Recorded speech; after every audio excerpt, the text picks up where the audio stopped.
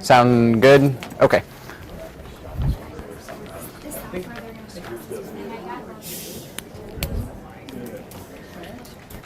And it sounds like they got most of your accounts working downstairs, but if for some reason you're not able to log in, then please give a holler and we'll get that fixed hopefully shortly. Okay, here's one anyway.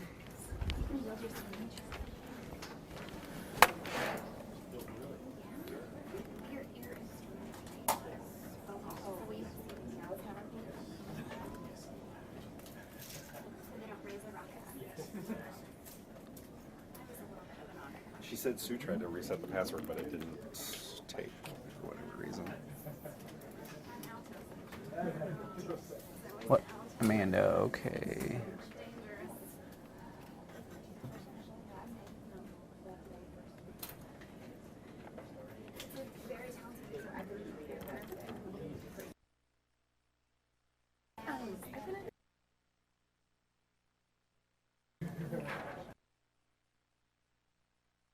Okay, and you are Ritters, okay. Yeah, and I just logged in down there and it was fine. What message are you getting here? Does it say what?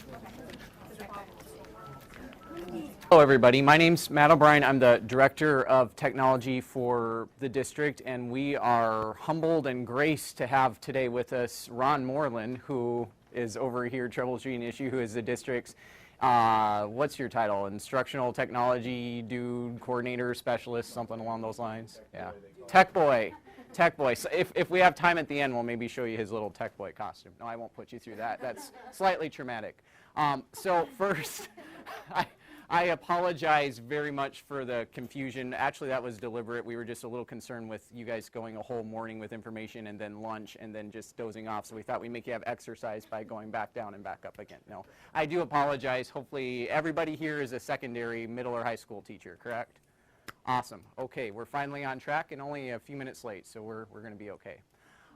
So thank you all for coming today. Our goal today is kind of twofold. We want to just make sure that we can get you all logged in and exposed to just some of the general technology resources that we have in the district. And then the second part of the session today, we're actually going to be spending on Infinite Campus, which is our student information system and grading and all that type of stuff as well. So unfortunately, I'm probably doing a lot of the talking today and not modeling super great instruction because it's probably going to be more of just kind of a training as opposed to professional development because we got a lot of information to throw at you. But bear with us and hopefully we'll get you through that okay, and hopefully everyone will at least stay awake. So by the way, the reason why I'm wearing a mic and the cameras here is we are actually recording this because we have the session. It's a New Teacher Institute a little bit early this year. There's a couple teachers that couldn't make it, so they're recording the session so that those who couldn't make it at least are able to see that. So that's why when Ron and I talk, we'll be passing the mic back and forth, and why Mark is back there doing the recording. So hopefully everybody's okay with that. Not going? I can't even get her. Okay. I wonder, is this a spare over here? I wonder if we can just swap it. Awesome. Okay, so everyone got logged into the computer at this point -1. Is that correct? Everybody else seems to be going all right? Awesome. So we are going to start off, and some of you may be already done this, so if so, then just bear with me a second. But if you will, please go ahead and open up Internet Explorer or Chrome. There should be one of the two web browsers, the big E down there, or the Chrome. If you'd rather use that, if that's on here, you can use either one. And it should open up to the Waterloo Schools main website right here. And what we want to do is start off by having you all get your passwords changed because they've all started off as just the last 4 of your social. And a few of you may have already seen in your welcome packet from HR, there was some information about logging in and changing your passwords. I know as we were looking through the list, it looks like at least a few had. So if you've already gone to EmployeeNet and changed your password, you can bear with me for just a second. I'm guessing the vast majority of you have not, though. So if you've not yet changed your password and you logged into the computer right now, which is the last 4 of your social, then if I could please have you on the Waterloo Schools main webpage, kind of hover over this Employees drop-down, and you'll see there a bunch of options. And the third one down says EmployeeNet. Please go ahead and just click on that one. And then log on with those same credentials that you used to log on to the computer with, your last name, first initial, along with the last 4 of your social for your password. and then go ahead and click Login. And then at that point, it should prompt you to answer some security questions. And then finally choose your password, and it outlines the password requirements that are there. So I'm going to give everybody just a minute. If you have issues logging into EmployeeNet, go ahead and holler at one of us and we can take a look at that. Otherwise, we'll give everybody a couple minutes to hopefully get logged in and get your passwords changed.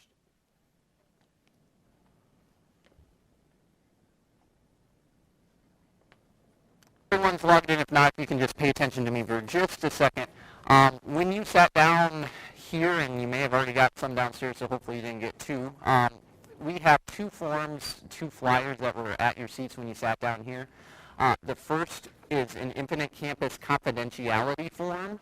These also might have been in your HR packets that you got if you went through with HR. If you're absolutely positive that you've already signed one of these and turned them into us, you do not need to sign another one.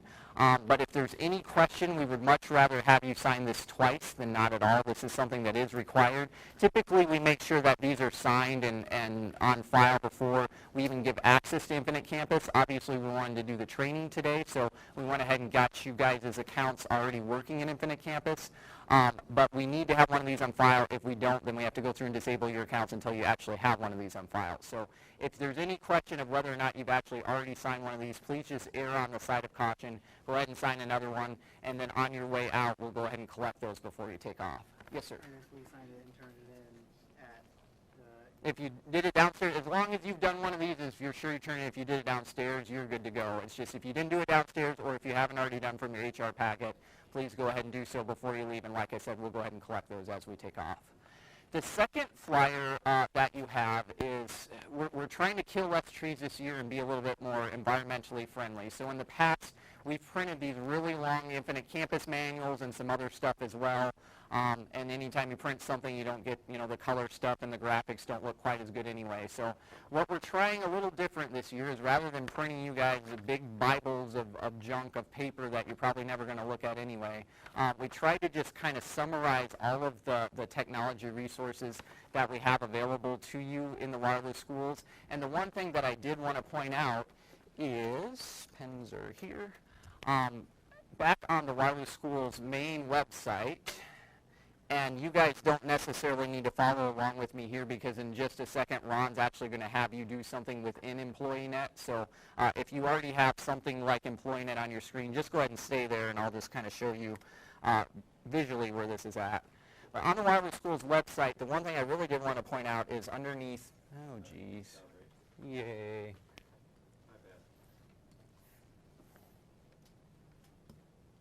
Cool, okay. Underneath departments drop down, one of the last departments should be technology services.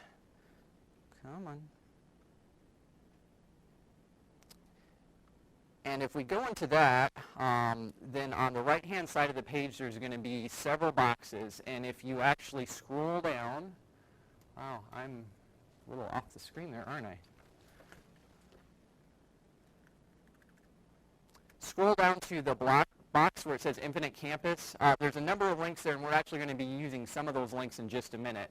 But the one I wanted to point out right now is Infinite Campus Manuals.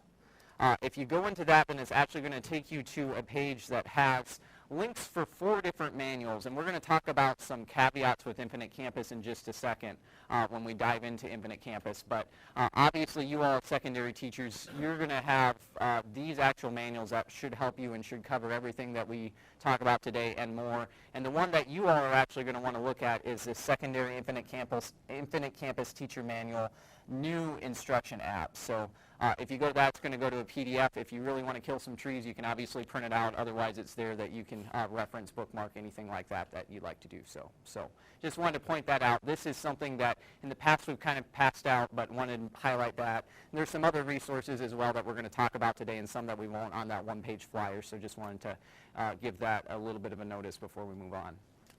Okay. Mr. Moreland is going to take us through some resources in EmployeeNet. The one other thing I just wanted to mention with this EmployeeNet piece that Ron's going to take us through is, coming within the next week or so, we're going to be migrating our print shop to this area as well. So right now, all of our print shop requests actually go through kind of a different system, and I will send out a bulk email to everyone when we go live with this, and administrators are going to know about this as well. But if you're having print shop requests to the district's print shop, just be aware that that's one thing that when you're in EmployeeNet you're not going to see right now, but another function that you're going to be seeing in another week or so. If you put some in already, you're just fine. We're just going to cut it off. Anything old from that point forward is just fine. Anything new, when we cut it off, will go in the new system. But if you've been in contact with like your mentor that you've been assigned or some other people you know, they don't even know about this yet. So You guys are really going to be bleeding edge in a number of ways, and we'll get you really bleeding edge when we talk Infinite Campus in just a second. So I was hoping you would just stand there and I could talk into the chest. that would be awkward. I know you don't respect personal bubbles, but I'll let you.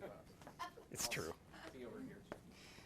I try to give Matt a hug every day, but it doesn't To happen. be on my guard like ninja skills. Okay. So you should already be at EmployeeNet, and oh, this isn't one of the touchscreen ones. So you're going to log in with your username, just like we've done with the computer, and the password that we've redone recently, hopefully today. So go ahead and log in, and you should get some sort of a dashboard. Now, does anybody see a difference from what you see on my screen to what you see when you're logged in? Is there something missing? Yeah, it's kind of a big deal because here in a bit we're going to talk about how you're going to need your staff ID number for a lot of different things. So tomorrow when you log in, it's going to be there because we have a nightly sync that happens once you've changed your password and your security questions. All of a sudden your employee ID number will be there. So And actually, sorry to interrupt. Go In ahead. just a second, we're going to show you another way to log in and view your employee ID number, hopefully Oh. right now. So okay. you'll be able to see it in Very cool. EmployeeNet tomorrow, and in just a second you'll be able to see it. That's right. That's right. There's another way. There is another way. But I've always just trained people to look here for their employee number, and then the first time I did that, they were like, I don't have that. And then I found out that the smart guys in the tech department have things happening. So just so you're aware of how this, before I get really into things, Matt O'Brien's like super smart. He's the director of technology and infrastructure. Like, so if something is broken, the guys that fix it report to him. He's kind of a big deal. And I'm kind of the ugly stepchild. How's that? No, really. I am a elementary teacher, music teacher, slash elementary principal, slash now all of a sudden I kind of got into technology. And so I'm supposed to be kind of bridging the gap between educational services, which you probably met Dr. McNulty maybe this morning. He's the director of that, this associate superintendent of that.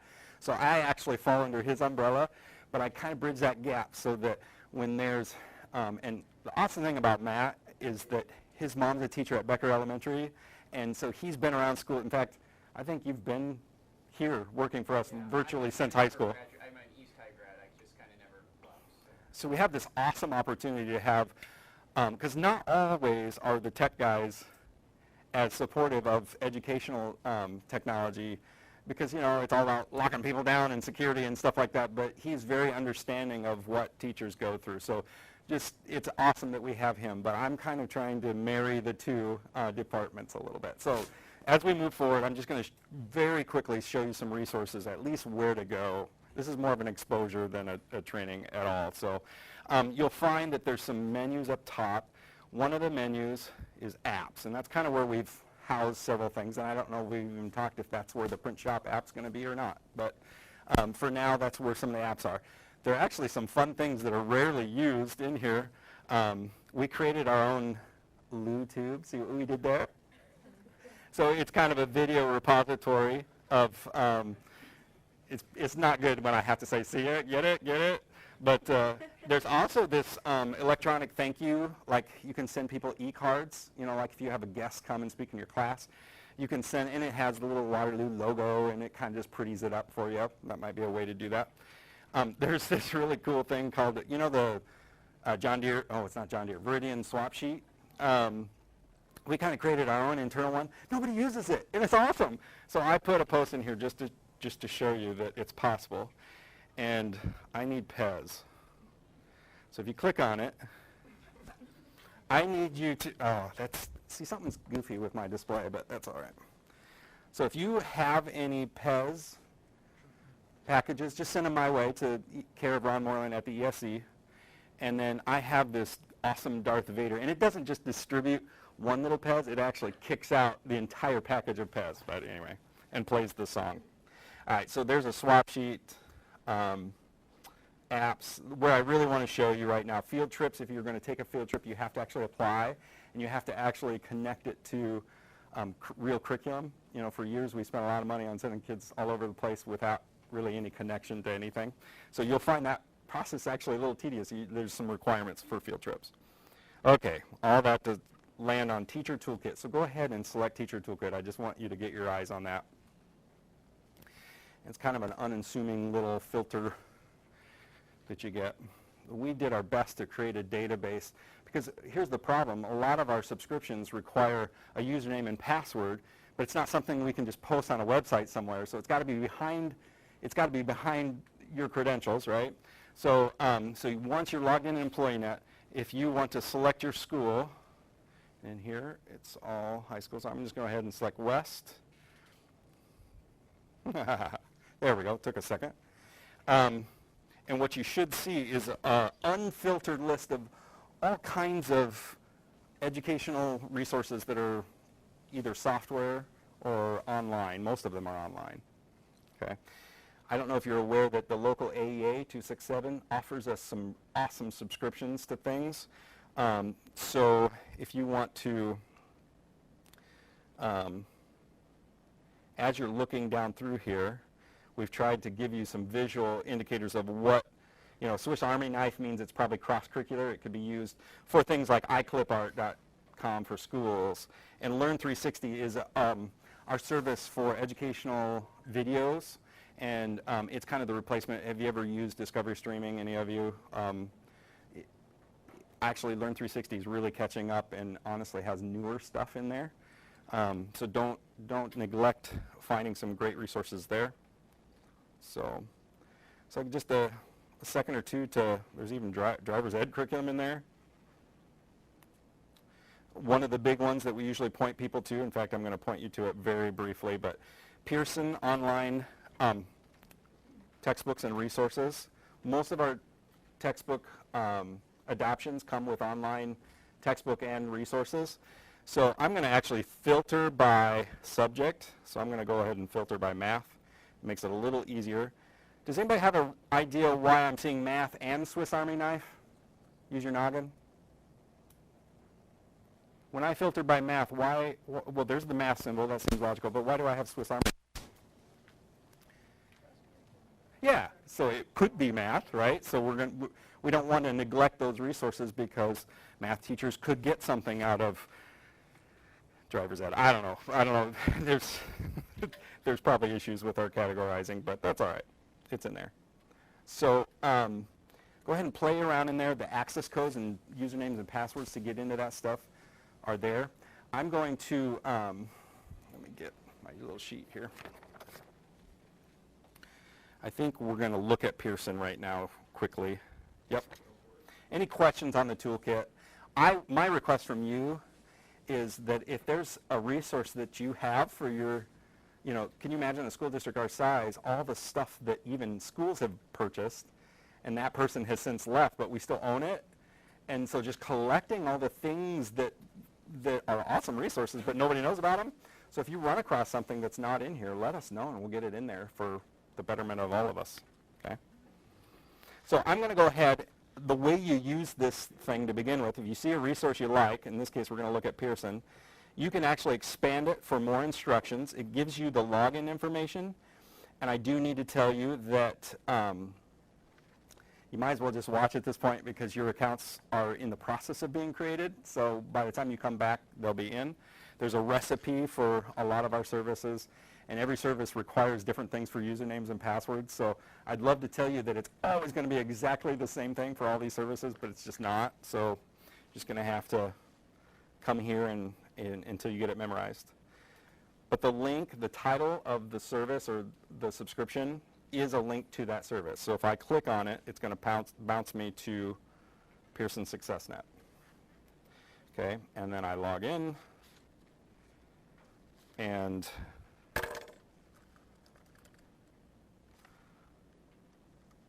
oops, I don't have that password unless I look at my email, so I'm going to look at the one I actually have.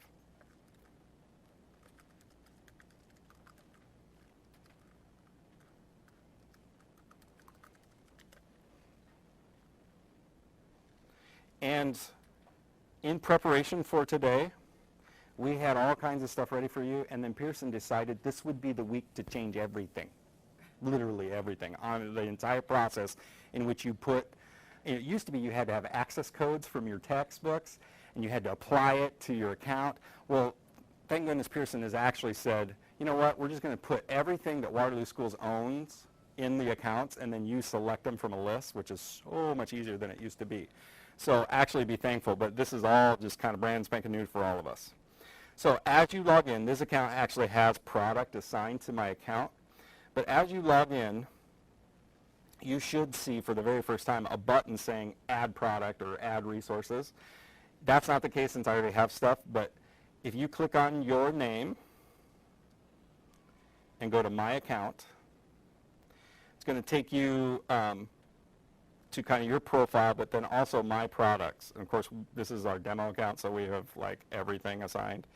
But if you want to manage products, clear at the end, there's a button to manage products. This is where it's going to, and I don't know, you basically check things you want to add to your account that apply to your content area. Any special needs teachers in here? Okay, so used to be you'd have to collect access codes for all kinds of stuff because you have a range of kids you're dealing with. Well, now you have it all in one place, and you can say, yeah, I'm going to need that, I'm going to need that, and then just add it to your, and then you just click the add selected products to your class. Okay? So if you're in this screen and you don't see something you think you need, I think you actually need to hit manage products again, and it will, I don't know, it's a little redundant to me, but it will actually show you things that you haven't added to your particular section or class. So it's like you add stuff to your master account, but then you add stuff to specific classes, which actually kind of makes sense, but it just seems a little redundant. Okay? I think we're done, Matt. No. I'll just briefly, and I'm not even going to show you login. You should be able to get this information in the toolkit, right? Any login information. One thing that every building has is Destiny Library Automation. So if you go to destiny.waterloo.k12.ia, it's the same as our school address, just with Destiny at the front with no W's. And you can select your building, and of course then you would bookmark it. But this is kind of the portal in which you look for the resources that are in your library, including, I'm not even really going to talk you through it, but we have actually a great collection of ebooks now through Mac and Via. And in the toolkit, it'll show you what your username and password are. So you can assign kids. And they're infinite copies. Most of the stuff in there, it's not a checkout process. It's just like unlimited access to that particular title, which is also unique often to ebooks. All right? And I think, yep, let's hand the torch over. I think more than anything, just know that we have resources. Our media specialists are my people that I contact with new things. Google is, well, we'll get there. Never mind. Cool. Back to Matt. I was going to ask about that. Some of my team members have said that you can send any files on Yeah. Google Drive. We're going to touch on Google in just a second, so Yep. overachiever, Britt. Okay. Couple of other things that I wanted to mention, and one of these was alluded to earlier when we talked about employee IDs. We actually have a new employee portal, so this EmployeeNet is kind of our intranet portal type of thing. We also have from our HR system an employee portal as well, which we actually just rolled out at the end of last year. So this is, again, something that your mentor teachers or other folks may or may not even remember that they have access to because it's really new in the district. So that, again, is if you go to the Waterloo Schools main website. And this one is a little bit more hidden, but underneath employees, if you either click on the word employees or if you go to the word more, either way, you should get a list of a bunch of additional stuff, and then one of them, kind of on a line to its own, says Alio Employee Portal. So Ron mentioned that we've got a bunch of usernames and passwords that work with different systems, and that's totally true just because of the different requirements of different vendors that we worked with. However, we've tried to standardize as much as possible wherever the software that we use allows. So you are going to use that same username and password that you just used in EmployeeNet, that you just changed your password to. That's going to be hopefully the same username and password that will get you in here. And we're going to be rolling out some additional features with this down the road, but the big thing that is useful right now is to actually be able to, once you actually start getting paychecks and whatnot, you'll actually be able to see underneath payroll, you'll get to see electronic deposit advices. So I've been with the district a while, obviously, so all of my payroll dates are in green. If I clicked on one of those, I would get to see the same copy of the check stub I happen to have direct deposit, but you'll get that same copy of stuff that's available here. You can look at W-2s and stuff like that from here as well. So some useful stuff that's in there right now, and as we move forward down the road, we're going to be rolling out the ability for you to update your employee records, like if you change your phone number or anything like that, then you'll be able to submit those requests to the portal as well. Yeah? Are we supposed to have access to that right now? In theory, yes. If not, and it's not working, afterwards, if you want to stick around. What's it say? It wants me to update the software when I click on it. Oh, an Internet Explorer? Okay. If it's something about software updates, then it's probably just a nuance with the computers that we're using here. If it's giving you some other error message like it's not taking your username and password, if you want to stick around afterwards, we can see if we can get that ironed out. But in theory, that should work for all of you if you want to log into that at some point. Some other stuff that I wanted to mention, also on the Waterloo Schools website, is if you look under the employees drop down, one of the links says Help Desk. Our Help Desk site is a way for you to request tech help, whether you have issues with, you know, if you've been issued iPads or tablets, or whether it's your teacher laptop, your Promethean board, anything in the realm of technology. This is where we actually ask you to enter those help requests. And Brian Grove is actually one of our seven district technicians that are assigned multiple buildings. So at the secondary level, for East and West, I know we have a number of East and West teachers in here. You each have your own tech that is kind of in your building. And the middle schools, we have techs that are assigned to the middle schools that also travel to a couple of elementary schools. So what happens when you submit a help desk request through the site is you get to choose basically your location, and you choose your request type, whether it's a computer issue or a Promethean issue or a phone issue. And depending on the combination of the location and a combination of the request type, then it's going to automatically assign it to the correct person. So our building techs take care of Promethean issues and Promethean issues and computer issues. If you had a phone issue, on the other hand, it would go to our district's network administrator to take care of that. So would encourage all of you to just check that out, and I know at some point this is going to be something that you're going to need, whether it's right away or not. That's a resource that you're definitely going to want at some point. We also have phone-in help desks that we operate as well between the hours of 7:15 a.m. and 5 p.m. Monday through Friday, except district holidays. We really encourage you, if it's an issue that is not like really pressing, in other words, it's, you know, just I need this done, but it's not something that, you know, is going to be just a quick answer that we can do over the phone, or it's not your entire lab is down or something like that, to please just go ahead and use the help desk request. That's going to be just as fast. As soon as you put in a ticket, then our techs, they all carry smartphones, they get an email right away.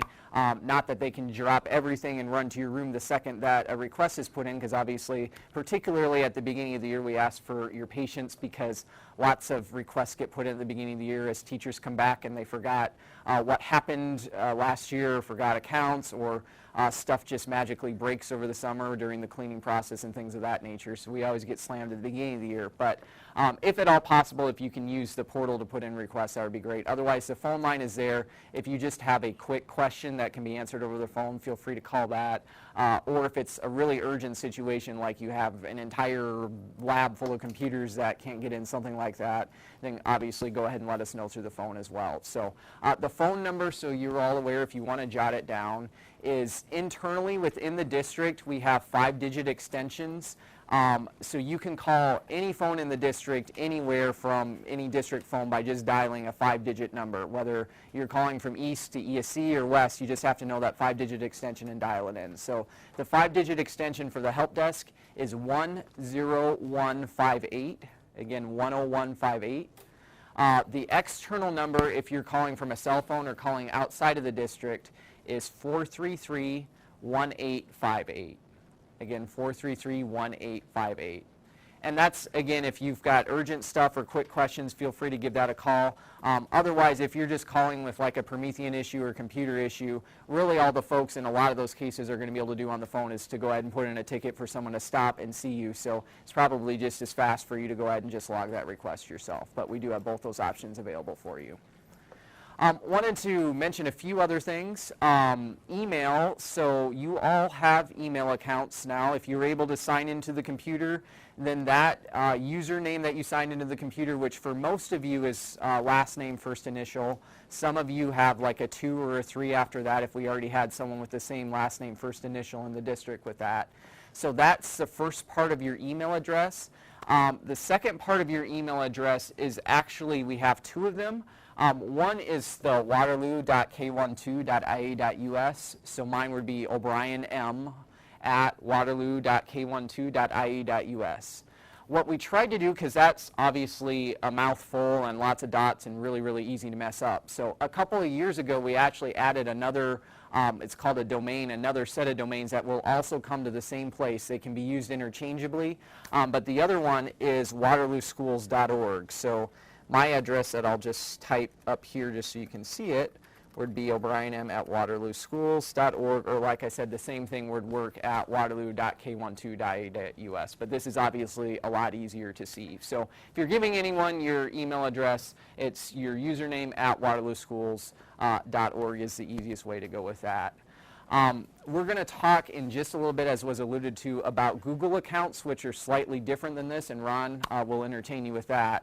But I wanted to show you how to actually access your staff email accounts right now, which I'm looking out there, see that we already have some folks that are overachievers, which is great, that have already figured this out. But if you haven't yet, there are actually 2 ways that you can access your staff email. The first is through what's called OWA, or Outlook Web Access, which is just a website that you can go to, and that's actually underneath the employees drop down. You can go to employee email and then just log on with your username and password.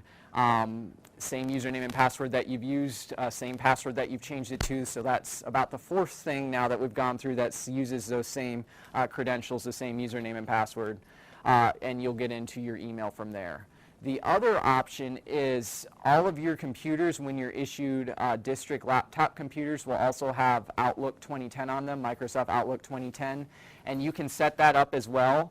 On our technology department website, we have some information about that. So who remembers where we would get to the technology department website?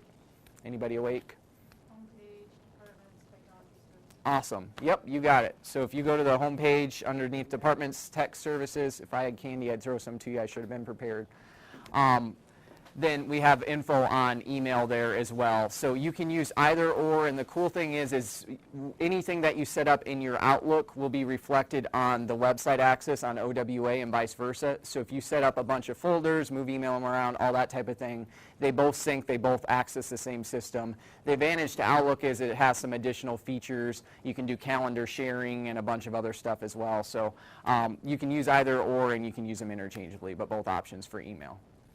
Any questions with email before we dive forward? Cool. And like I said, in a second, Ron will let you know about a Google option that we have as well. So we'll get to that in just a minute.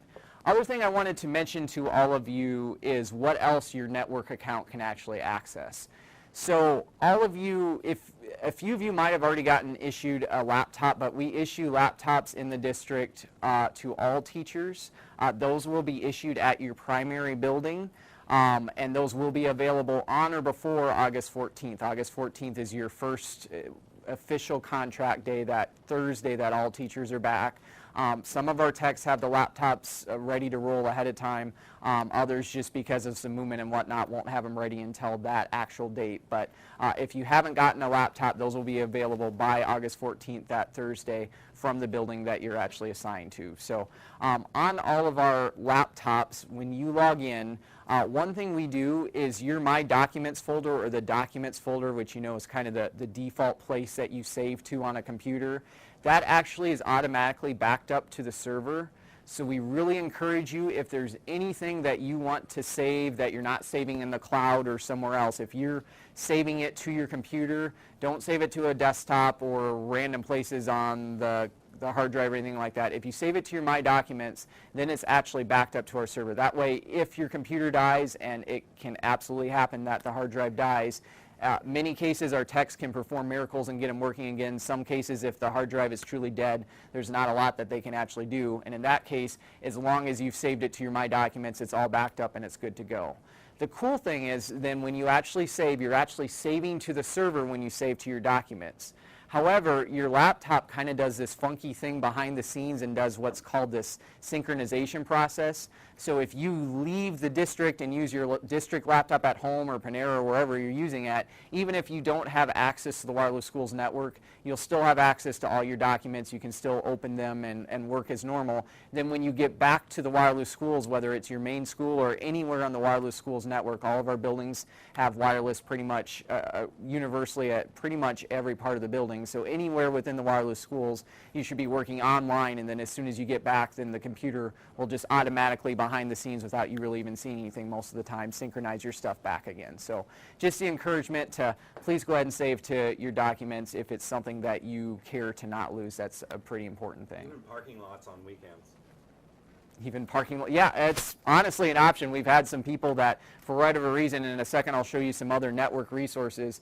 Wireless is pretty universal at our schools. A lot of parking lots you can get it up as well. So in a pinch, you could always pull up and be a stalker outside of school, though I wouldn't necessarily recommend that. On your C drive, save into My Documents. Yep, if you save to documents or just this document folder here. The other cool thing with doing that is if you then log on to many of, not all, but at least some of your classrooms will have student computers, or there's obviously multiple computers in your building. If you're logging on to a card or a student computer, any computer within the Waterloo Schools, you log on everywhere with that same username and password that you log on to with your own computer, just like you did with these computers. Anything you save to your documents then will be available wherever you log on with those credentials. And when you log off, no one else can get to that stuff, so it's restricted to just your account. So it's a secure thing, and it's definitely a safety thing to make sure that you don't lose your work. So kind of a win-win there. We have a classroom with Chromebooks. Do you guys have a training where you can show us, where we can show our kids where to save their work? Chromebooks are a little different, and Chromebooks will kind of go with when Ron talks about Google, but absolutely we can help you with that. But Chromebooks is kind of separate from this. We're talking about just Windows laptops, Windows computers right now, and that's a good point. We've really expanded the technology available, so depending on your school, you may have, well, all of the schools will have Windows labs and Windows laptops available. Some of your schools also have tablets, whether they're Android tablets or iPads, though we have a higher concentration of those at the elementary level. Some of our secondaries have those as well.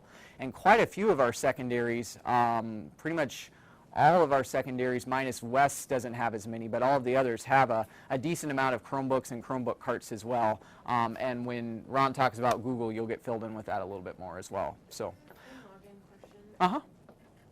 Ours have capital letters on the last names and first letter, and I noticed when you typed in, you didn't. Yeah, that's a really good question. So your username, when you type in your username, is not case sensitive, so it doesn't matter whether you do a combination of lower, upper, doesn't matter. Only thing that is case sensitive is your password. So username, you could do all lowercase or partial, doesn't matter. It's the password that matters. Really good question. Yep. Other thing I want to point out before I give you back to Ron is some other network resources we have. And again, this isn't relevant to like Chromebooks or iPads or tablets, but for your teacher computers and for all of our student Windows computers, we have some network-based storage. That is one option, and Ron will talk about Google with some cloud-based storage options as well in a second. but we have quite a bit of stuff that's out there. So if you actually opened your computer, whether it's your laptop or whether it's on the training laptop that you have right now, you should see stuff similar to what I have up on the screen, and mine might have a few more of these network locations than yours actually does. But what I wanted to point out is this documents, that in theory should be the same as your documents folder here, because again, this is kind of the server view, but that syncs back to your computer. So those should be kind of hand in hand. Those should be your personal documents that are secured for you. The other big one that I actually wanted to mention was this staff common. Where did my pens go? Do you have a? They're on the other side of Oh, there's one. Got it. Okay. So within Staff Common, and this might be an area where it's a little bit interesting because hopefully most of your accounts are set up for the appropriate buildings and whatnot, but I'm sure we'll have some that aren't. You'll see we kind of use these 3-letter abbreviations for all of our buildings. So the high schools are like EHS for East High or WHS for West High School. But you would actually find your building, and within that, depending on the building, there's a whole slew of really valuable crap out there that you can peruse. And if anyone refers to, yeah, how is that? Valuable crap. So if someone is referring to Staff Common, that's what they're actually referring to. Each building has their own Staff Common where files can be shared back and forth. This is another way that if you know you're going to be gone, but you want to have your laptop with you, you could leave files for your sub here, because we have network accounts for substitutes when they log into the building that they can get in and could get into Staff Common as well. So it can kind of be used as a sharing house for that. One way to do it. There's some other ways as well. So that's an option. Or there's just kind of general use documents out there, and different buildings leverage this in different ways. Some of them do all of their, staff handbooks, all that type of stuff is only electronic, which is usually within their Staff Common folder. We also have within Staff Common, there's one called District, and there's another fun dumping ground within there. These are obviously cross-building, sometimes cross-curricular folders of resources that are out there as well. So this is one of those things that you can always peruse if you're really bored and looking for something to do. Or you can leverage it, like I said, a number of different ways to share files, and different buildings do that in different ways. So the best thing is, just wanted you all to be aware of this, so if someone at your building is referencing Staff Common, that's what they're referring to, and that's how to get to it. The one other thing that I wanted to point out here is, sorry? The question was, do you have to We be on?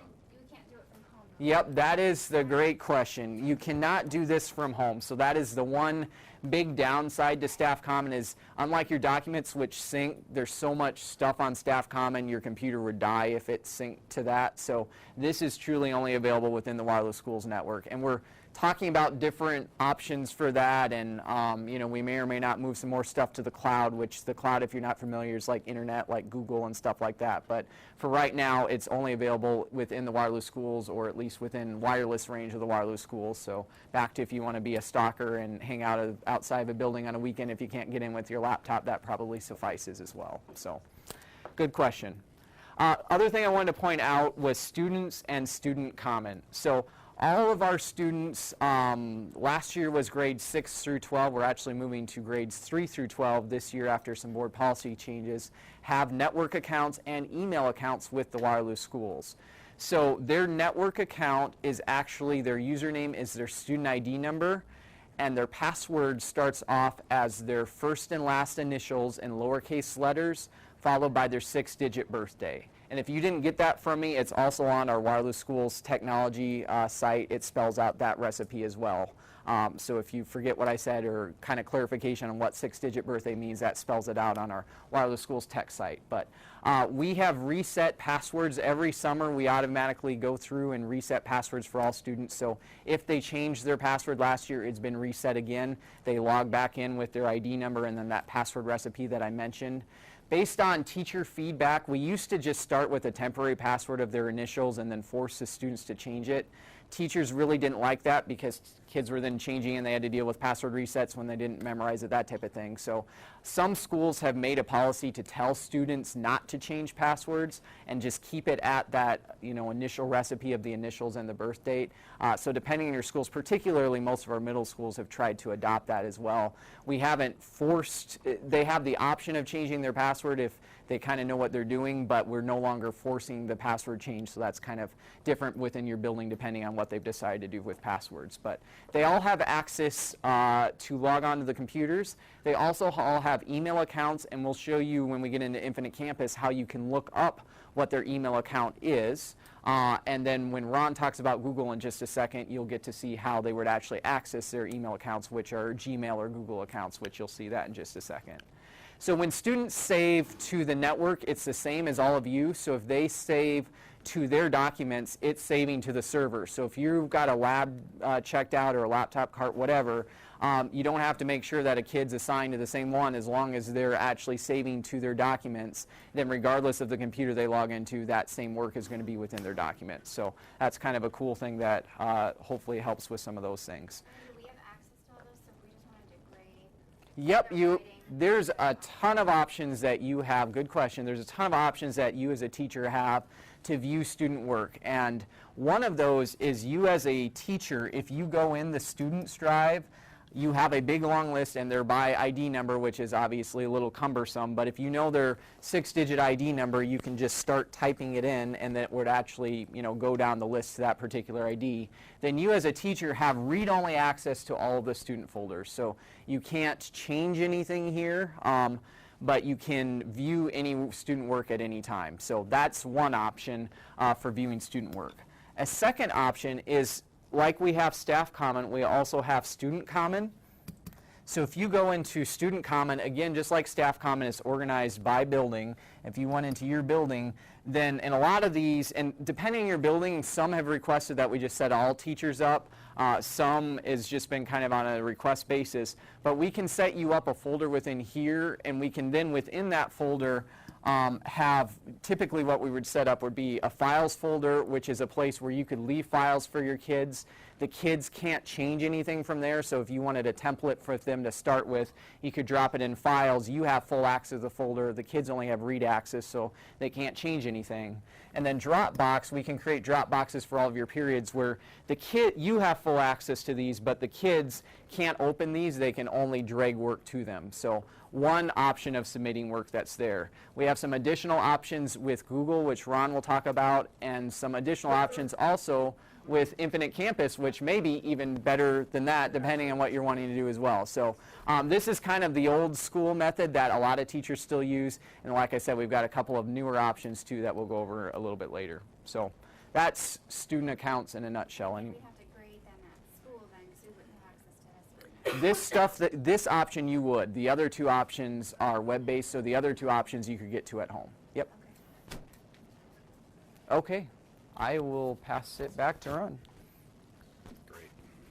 Here you go. Okay, remember when I said Matt was awesome? One of the things that, so legit, I don't know how many years ago, but several years back, we were hit with a massive virus. And to the point where it literally brought our district down. And Matt literally worked for like an entire week with no sleep and almost had to be hospitalized. And I'm not even really joking. It's not far from the truth. So there are legitimate reasons that we have security things in place and where there will be frustrations. It's like, why can't I just do this? I can do this on my computer at home. Well, there's a real reason. And so I have some empathy for the department. But Matt has been wonderful in creating compromises for teachers because we got to learn and play with things before we know their implications for students in our classrooms. So one of the things that he allowed us to do, I'm going to stay logged on for you, is if you go back to the Waterloo Schools main webpage, whoops, that's not it. Okay. Remember how we get to the tech department? We go to, it's kind of bummer that it's so long that you have to scroll down. Tech services. Yes. We have control of the website. We could do that. So along the right column, you'll see that there's this Moodle, couple different Moodle servers. Has anybody used Moodle through college? Yeah. So in your own words, you may not have the technical terms, but in your own words, what is Moodle? Anyone? Bueller? It's like where you, like my whole class is online, so it's all through Moodle.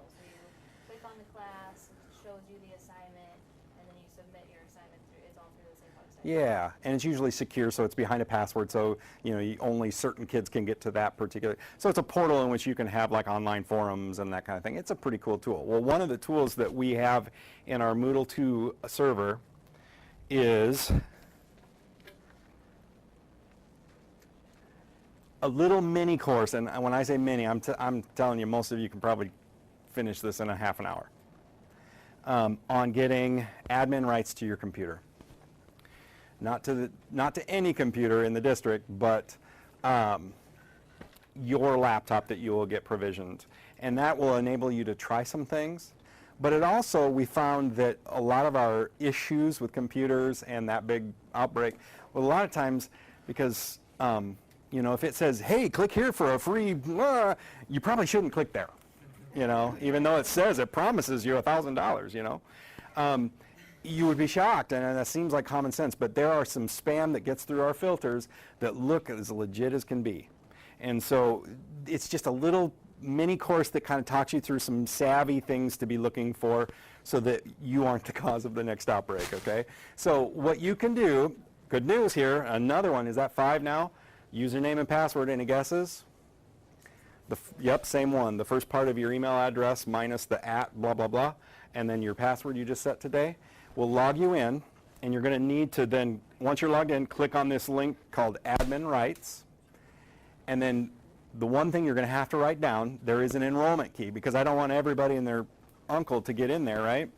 You have to enroll, and I have to be able to see who's been enrolled and if you actually completed the coursework, because there were a few people that got in there and just kind of like click, click, click, and then turned in at the end you have to paper and sign your life away and say, I promise I'll behave, and send it to the help desk. Well, then I looked through, and it's like they weren't even in several modules, and it only took them 10 seconds on the one that they did. So we had to correct that. But anyway, you need the enrollment key, which is admin, A-D-M-I-N. See what I did there? Admin rights to your computer. See what I did? So hopefully it's intuitive for you. Nope, just lowercase. I mean, it is, so you want lowercase A-D-M-I-N. So, okay, cool. So I'm not even going to show you what that looks like, but if for any reason you want to create a web presence in a Moodle course and you're familiar with it, it's not the most super intuitive, but it's a pretty cool tool. I'm your guy to contact to set that up, and it only takes me a few minutes to get that set up, so you can be cooking and developing pretty quickly, probably next day, if not sooner. So. If I'm around, assuming. All right, so now the big question on the table is Google. How many of you are familiar with Google beyond an internet search bar? Okay, so that is, see what a difference, I mean, we're not starting from scratch. So what are some of the offerings you've heard? Okay, quiz number 1. GAF, some people call it. Does anybody know what that abbreviation stands for? Have you been around the edu circles long enough? Google Apps for Education. Good work. Kiss your brain. Okay.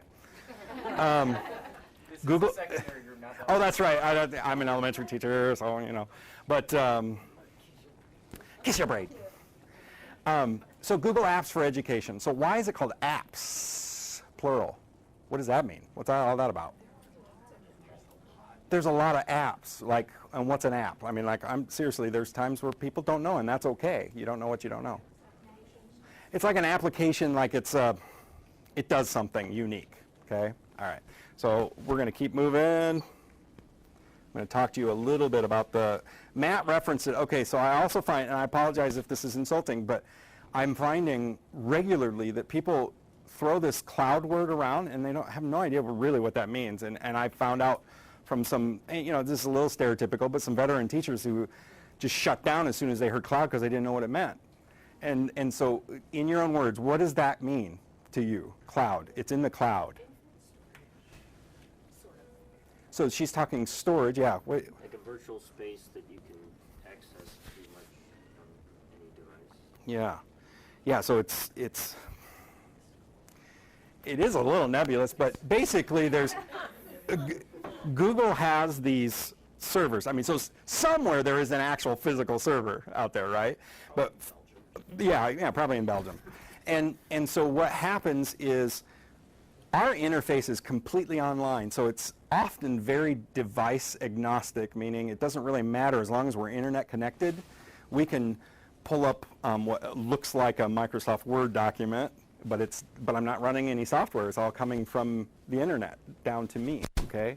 So that's, just to clarify the cloud. And then someone said storage, which is wonderful because one of the hang-ups with our storage within the district is that it's only accessible here. Well, you have, I want to say, 30 gigabytes of storage. If you fill that up, then you got issues. You need to clean out your pictures, probably. But 30 gig of storage in the cloud or up on Google servers that is accessible anywhere, and then you can share them with students or your peers. So, a little bit, I'm sure that the question has come up, it always does. Why do we have dual, why do I have 2 email accounts that I have to manage now than if I'm going to use Google? Which is a legit question, and it may not always be that way, but for now, that's what happens. So we have been a Microsoft shop for years. So Microsoft Exchange and all its products, Microsoft Word, Excel, PowerPoint, all that stuff. So that's kind of like, I try to help people out, parse them out. Business and operations is your waterlooschools.org account. That account you just logged into with Matt. Okay, that's where district communications are going to come to generally. All your business stuff, being an employee of the Waterloo Schools, is going to happen here. Okay. Well, we were behind the game. Has it been 2 years ago, maybe now?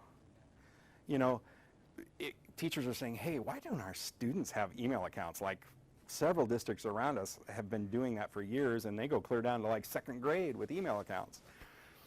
So we were like, okay, well, let's try some stuff. So we tried actually, because we're a Microsoft shop, we tried Microsoft's product. And at that time, it was pretty glitchy for us. And so we migrated to Google. Now, since then, I think it's gotten considerably better. I played with it the other day, and it was pretty cool. But we've landed on Google, and I think that's strategically pretty cool because with all the hands that were raised, how many of you student taught in a school that was Google Apps for Education or Google? Or if you have experience, you came from a district that had Google. So it's really kind of taken over, Google's taken over the world. It really is. And so I think with the AEA pushing Google, in fact, yesterday, anybody go to the Google Summit in Cedar Falls yesterday? They had a Google Apps for Education Summit yesterday, and the AEA is really supportive of the training effort, so I think we're positioned pretty well there as well. So just think, students and collaborations for your google.net. Your address is going to be exactly the same except for the end of it. .net is Google, .org is business operations, okay? Passwords are the same. Passwords will be the same. And what we'll find out is we don't, or at least right now, we don't sync passwords. So that's why you said some colleagues already shared some documents with you in your Google, and it didn't error out because what happened is those accounts get created automatically, but the passwords don't. So it's like an account that lives with no password. You can't access it, but it's there. So when you first log in, when we get your password put in there, it's a manual process. Those documents will be there, so hopefully you will be fine once you get logged in. And our goal is to have you all, in fact, they don't need to do a help desk request, is that correct? Yeah. So normally the process is, because it's, you know, the Google student accounts were really optional for teachers, but if they want, they would request it to the help desk, and then we would just manually add a password to their account. They're good to go. Well, we're going to do that for you since we already had a list of y'all. So as long as you change your password today, as long as you actually were following along and went to EmployeeNet and changed your password, then we will get that set up by the time of August 14th that we get set for the contract. And our students will log in with the same password. Students are a little different. Yes, students will log in with the same password that they do when they log into a computer, but they actually have a different, you remember Matt said their username on a computer is their student ID.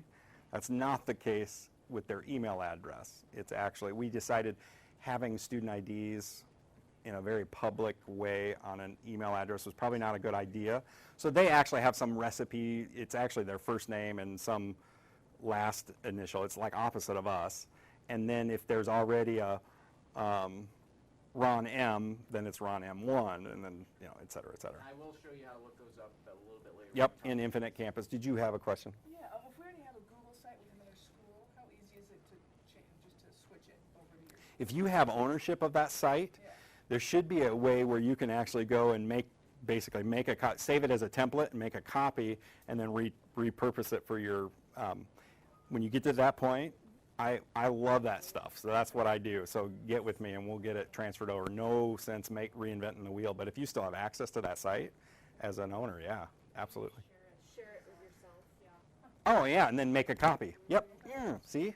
Synergy, more minds. So it was like, I'm like back on the staff comment thing. With the staff comment thing, so say that I'm at Carver, but I wanted to see something from Central. I can't see Central's. It's Correct. only within your building, so if you're a shared teacher, then we may need to do some stuff so that if you're traveling between two schools that you'd have access to both, but otherwise it truly is locked down just for that particular building. That's what the district folder there is there for stuff that needs to get shared broader than just your building, then that's what that district folder is for. So say that I student taught in Central and I saved stuff to the staff comment from Central thinking that like I could still get to it. Sure.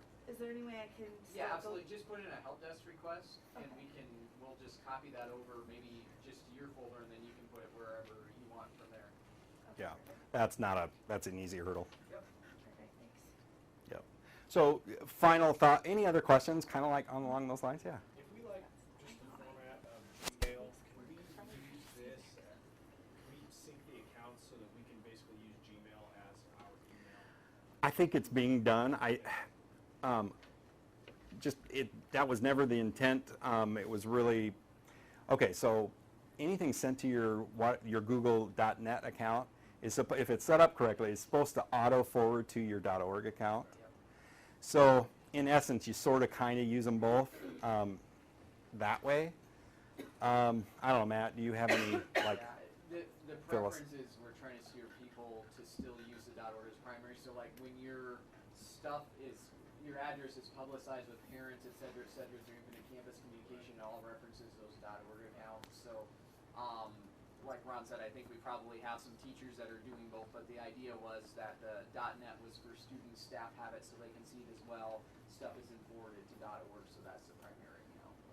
but we don't want to be a barrier to you using functionality of Yeah, Google absolutely. even with parents, because, a lot of parents probably have Google accounts and could do some sharing and collaborating and that kind of stuff. Do you Yeah. have instructions on the technology website for how to sync your phone with your proper IP addresses? Is there an FAQ on that? There Yeah? is, so back when we referenced our help desk area, we kind of just said it was for putting in tickets. There's actually at the top of the help desk screen, I forget what the icon is, maybe a question mark, but there's a button that says FAQ. We've tried to publish some other just kind of frequently asked questions on technology stuff. There is some information, if you choose as a category when you go in at the FAQs, if you choose email as a category, then FAQs will actually pop up, and one of those should show how to sync your phone with your district email. We don't have directions for Google stuff, but it does for your district, your Exchange account, your Outlook account. Directions are there. Yeah. Yep. And my experience with the Google is literally, if you say I want to add another email, Google's just make it super easy. You just put your username and password in, and it's like, hey, I'm happy. Exactly. It's a little Yeah. more complex. With Yeah, the Exchange stuff is a primary little. district account. Mhm. Yep. I think you can ask the tech guys at your building too, because yesterday, the one of you said that if you bring in your own devices, it can help you set it up, so, like, curious as far as using the devices with the network and things. Yeah, Yeah. maybe we'll just pause Take a little for time out. That's a good 2 question. seconds and just mention that. So we're actually trying to make that a little easier because more and more people are bringing their own devices. You're all issued a district laptop. You're all, some of you have access to other devices. Thank you for not making me get too uncomfortably close to you. I was getting really close and big bubble. So obviously a lot of district provided, but we know that a lot of you have phones, tablets, whatever personal stuff as well. So we're actually in the process right now of rolling out a new wireless network that actually will exist in all the secondary schools minus Expo right now, and then hopefully by the end of the year we'll have Expo on as well if we have anyone from Expo here. So you'll see a network called Staff BYOD for Bring Your Own Device. So that Staff BYOD, you will actually, you'll actually be able to join that with your same district credentials that you have been using all the time. So that's number 6 or 7 that those username and passwords that we've been using should work for. So if you join that, it's a password protected account. It should ask for a username and password both. One time per device, and you'll need to put in your username and password. Then you should be able to get access on that device. You won't get internal network access, so you couldn't get to any internal district servers or printers or things of that nature, but you'll have wide open internet access. And that's a change from last year, because for the last several years we've had a guest network available, which the kids are on constantly. And a lot of teachers were as well, and the teachers really didn't like it because it had a captive portal. If you know what a captive portal is, you have to open your web browser and actually click I accept or get access, like you've been at a hotel or something along those lines. So teachers didn't really like that for that reasons, and the second is because we had so many kids on it, we had it throttled down so it would run at a slower speed than everything else, because obviously we didn't want all the kids' personal devices killing bandwidth for all of our legitimate stuff. So what we're moving towards this year is the separate networks. The Staff BYOD one, you just have to put in your username and password once, you're on board there, and then it's not throttled, it has internet access, you should be good to go. So, Bunker, Mm-hmm. you can't get any cell services at the building. Sure. So, you really have to use the Wi-Fi Mhm. for your phone to work even? Sure, yep. So, I would just log in the same way? Yep, phone-wise, just choose Staff BYOD. It's going to have the little padlock that it's encrypted. Put in your username and password, and then you're good to go until you change. If you change your password through EmployeeNet, then you'll have to change it again on your device at that point. But otherwise, it should be a one-time thing per device. You should be good to go and have internet access that is the same speed as if you were using your district laptop or anything like that. So there you go. Thanks for letting me steal. Yeah, that was good. Spontaneous. It can be hard for Matt sometimes. No, hey, the only other thing I want to show you on Google, just a FYI, if you're like, virtually almost all the room had experiences with Google Apps, which is fantastic. I may lean into some of you, but if you're like, yeah, I've never really had to mess with that. I love doing like little small group trainings. They're a little harder to schedule because, otherwise I would just be spread really thin, so I'd like to do a little bit larger groups. But we're trying to build capacity in your buildings through media specialists and some other key people. But I have no problem coming to your planning period and just showing you a few things and getting you started with that. That's totally appropriate if you send me an email and, hey, my team would love to have you come and show us X, Y, and Z, and it doesn't even have to be Google. Okay. The other thing is you will see periodically, hopefully more often now, courses being offered throughout the year for either a stipend, workshop stipend, or whatever they're calling it. I don't think it's workshop, or potentially we've offered several technology trainings for renewal credit, which is fantastic if you're kind of trying to build up on those. So just keep your eyes out for that coming out of the Ed Services Department. Stephanie Mohorn is our new Director of Professional Development, so it'll probably be coming from her office, her desk. But it would more likely be myself or maybe even one of you. Someday you'll get certified, and I think we use Verturbo as our creditor for credit. So anyway, I think, is that it? That's Google. That's not even really Google. That's just, hey, you have a Google account. So. Will you you're gonna email us all the passwords to let us know when you get them set up, or? No, just by the first day of school, basically by the teacher's first day, your same username and password will work through Google. Oh, okay. So we've just got to do some manual stuff to get that to happen, so we're just saying that by August 14th, that same username and password that you used will work for your account, and then we'll talk about student accounts. Ron mentioned it's the same password but a different username, and we'll talk about usernames for students in just a second. So then the kids will be able to send files to our Google Drive? Absolutely. Yeah. Yep. And That's- be on a that's lookout what I- for a new product from Google Classroom. I have a demo account, and it's pretty basic and simple, but it kind of helps create, very similar to that Moodle where they enroll in your class and you can set up periods. and there's kind of like a social forum, you know, where you can post questions, you can post homework, and it auto shares to a folder that's kind of out of reach for them. It's hard to explain, but basically it creates a Google platform in which you can kind of manage your class and assignments that way as well. So that's coming out in August, they say. So, yeah. And there will be either self-help trainings. Remember the LuTube that I showed you? It's where I put a lot of my training vids. Like, so if you, Promethean stuff, I put in there, little training videos, all kinds of stuff in there, so. Cool. It's all you now, Matt. Yeah, that's scary. See how fast they go to sleep. So the rest of today we're going to spend on Infinite Campus. So just quick show of hands, how many have used Campus either as a sub or a teacher or in another district or whatever? Okay, so maybe half-ish or so. So good news and bad news for all of you that have used Infinite Campus. The bad news is that Infinite Campus, the teacher tools, that instruction module that you all have probably used with the gradebook and all those things, that's all changing. So what you're used to with Infinite Campus is not in many ways going to be what I'm going to show you right now. The good news is that what you're used to in Infinite Campus isn't what you're used to. So A, that means hopefully you won't fall asleep while I'm talking, and B, it's actually a good step forward and an improvement. So if you've used Campus before, a few of the first things that I'm going to show you are going to look really familiar, and then we're going to switch to a new instruction app, which is probably going to look completely different because this was just available at the very end of last school year, so there's maybe a chance. A couple of districts in Iowa were kind of beta testing this, so depending where you came from, there I guess is a chance you've seen this before, but I'm guessing the vast majority of you have not seen this before. So. Already created seating charts and everything in Infinite Campus. Is that off or not? Not necessarily. So here's the deal. Infinite Campus, we have an overachiever here, obviously, and she may not be alone as well.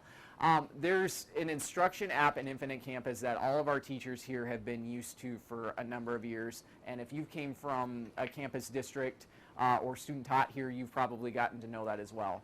That instruction app is actually in the process of being phased out, but it's not being phased out until the end of this school year. So some school districts in Iowa are just kind of cutting off at the beginning of the school year and saying everyone uses the new. We didn't really think that was feasible because we have so many returning teachers that are used to the old at this point. So for this point in this year, we're actually going to have both the old and the new available, and teachers will actually have the choice of which one they want to use. And then we've got to get some PD discussions for our returning teachers figured out as far as getting them onto the new app before the end of the school year. So the short of it is when we kind of talked about what we're going to talk to all of you about today, it didn't really seem worthwhile to train you all on something that was going away within a year. So we decided to kind of plunge forward and train you all on the new stuff. So you're actually, in this regard, going to be a little bit bleeding edge or a step ahead potentially of your mentor teachers who will absolutely have the option of using this but aren't necessarily used to this as well. So we're training you on the new today. If you've set up stuff in the old or for whatever reason you can still use the old yet this year, but by the end of this school year the old is going away. So starting next school year you're going to have to be in the new. That's why we thought we'd give you guys a leg up and have you dive right in. So that's kind of the story of where we're going with Campus, and I guess I'll kind of just ask for your grace. We just got this update like a week and a half ago or so, so this is kind of new to me too, so just kind of bear with me and maybe we'll learn a little bit together. But I did work throughout the weekend and kind of have all those manuals updated that I mentioned earlier that are on the tech department site, the Infinite Campus manuals, reference the new one. If for some reason you or your mentor teacher or whatnot are still wanting to use the old system, that link above the one that I showed earlier, the old instruction app, that kind of talks through all of the old way of doing things. And like I said, we've got manuals out there with lots of screenshots and pictures and whatnot, kind of divided by section of how to do different tasks between attendance and grading and all that fun stuff. That's out there for the new one as well. All that has been updated and should be available for all of you. So does that make sense? Cool. So one other thing that I probably should say at this point is I have to kind of put on the tech director security hat, which Ron did a great job of alluding to earlier. you know, we do try to be cognizant of all of your role and needing, you know, kind of some space, and Ron did a great job of covering that as far as laptop security and account security. The one thing I really, really have to stress is we really do take this username and password really seriously. That Infinite Campus confidentiality form says that you understand you're not sharing your credentials with anyone, that you're going to protect those. You know, really under your account you have access to a lot of sensitive student information, and that's a big deal because everything is web-based now, so you don't even have to be obviously within the district to have access to this. You know, it's a great convenience thing that you can be at home or in India or wherever else and you know, log in and access stuff. But on the flip side, obviously, it's a security concern as well. So we really do take that seriously. Do not, under any circumstances at all whatsoever, ever share your username and password. If you're going to be gone and have a long-term sub, or if you get to the point where you have a student teacher and you need them to have access to your Infinite Campus, we can and will happily do so, set them up with an account as well. And if any of you were student teachers or long-term subs within the district, you may have been in that place.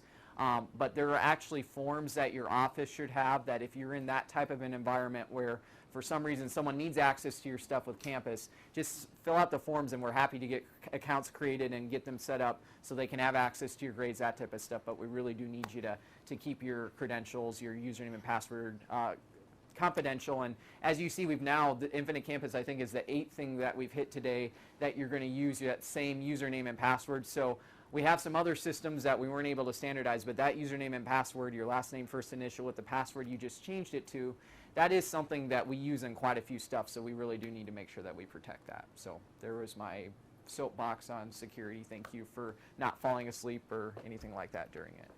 So with Infinite Campus today, we are going to train in what's called the Sandbox, and if you're not familiar with the Sandbox, it's basically just, it's a copy of our live database, but it's a different copy of it, so you can feel free to make changes, play around with any data you want, and it doesn't count. It's not for real. It's just kind of a training site. So that's something we're going to use today, and it's something that you're always welcome to use as well. If you're trying to figure out how to do something in Infinite Campus, you can log into the Sandbox at any time and feel free to just click around, play around with seating charts, grades, whatever you want to do, knowing that it's not going to affect real student records.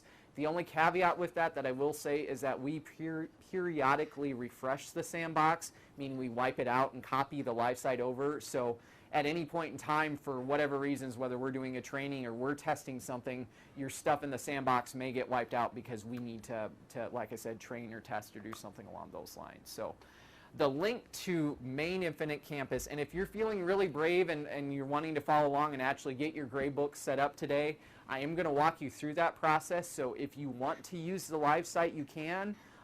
Just please be aware that if you're using the live site, you know, better kind of know what you're doing type of thing. If you're not feeling too brave, then I'd encourage you to dive into the Sandbox with me, which is where I'm going to be at. But we will at some point kind of walk through what you need to do to set up your gradebook appropriately. So if you're feeling really brave, you can do it in the live site. Just keep in mind that caveat. Yep, I'm going to show you in just a second. So, nope, you're good. So underneath employees, the link to the live site, so the site that you're going to use every day for attendance and grading, it's right underneath the employees drop down. So we try to make this as easy as possible. If you open up like Internet Explorer browser on our computers, it should go to the Waterloo Schools homepage. So right underneath employees, you can click on Infinite Campus and you should get there. The Sandbox is a little bit more buried because we just don't use that often. So if for some reason you're wanting to be in the live site, again, with just kind of those warnings that we talked about, that's how you get there. Otherwise, for the rest of us, we're actually going to go back into the technology department, which, if you remember, as we said before, we go to departments, technology services, and then I referenced this box earlier, but on the right-hand side, there's this blue box for Infinite Campus, and there's a number of links there, and you'll see that second link there says Sandbox, place to experiment and train. So go ahead and click on that. Both versions should look identical. Both have the same data and both have the same, both old and new available. So both the live site and the Sandbox. I'm going to be in the Sandbox. If you want to be in the live site, what you see should be exactly the same as me being in the Sandbox. They're identical at this point because we just refreshed the Sandbox data-wise yesterday, and they function exactly the same way with a few caveats that I'll point out later on. But both the old instruction and the new instruction are available in either one. So Please go ahead and get signed into the sandbox.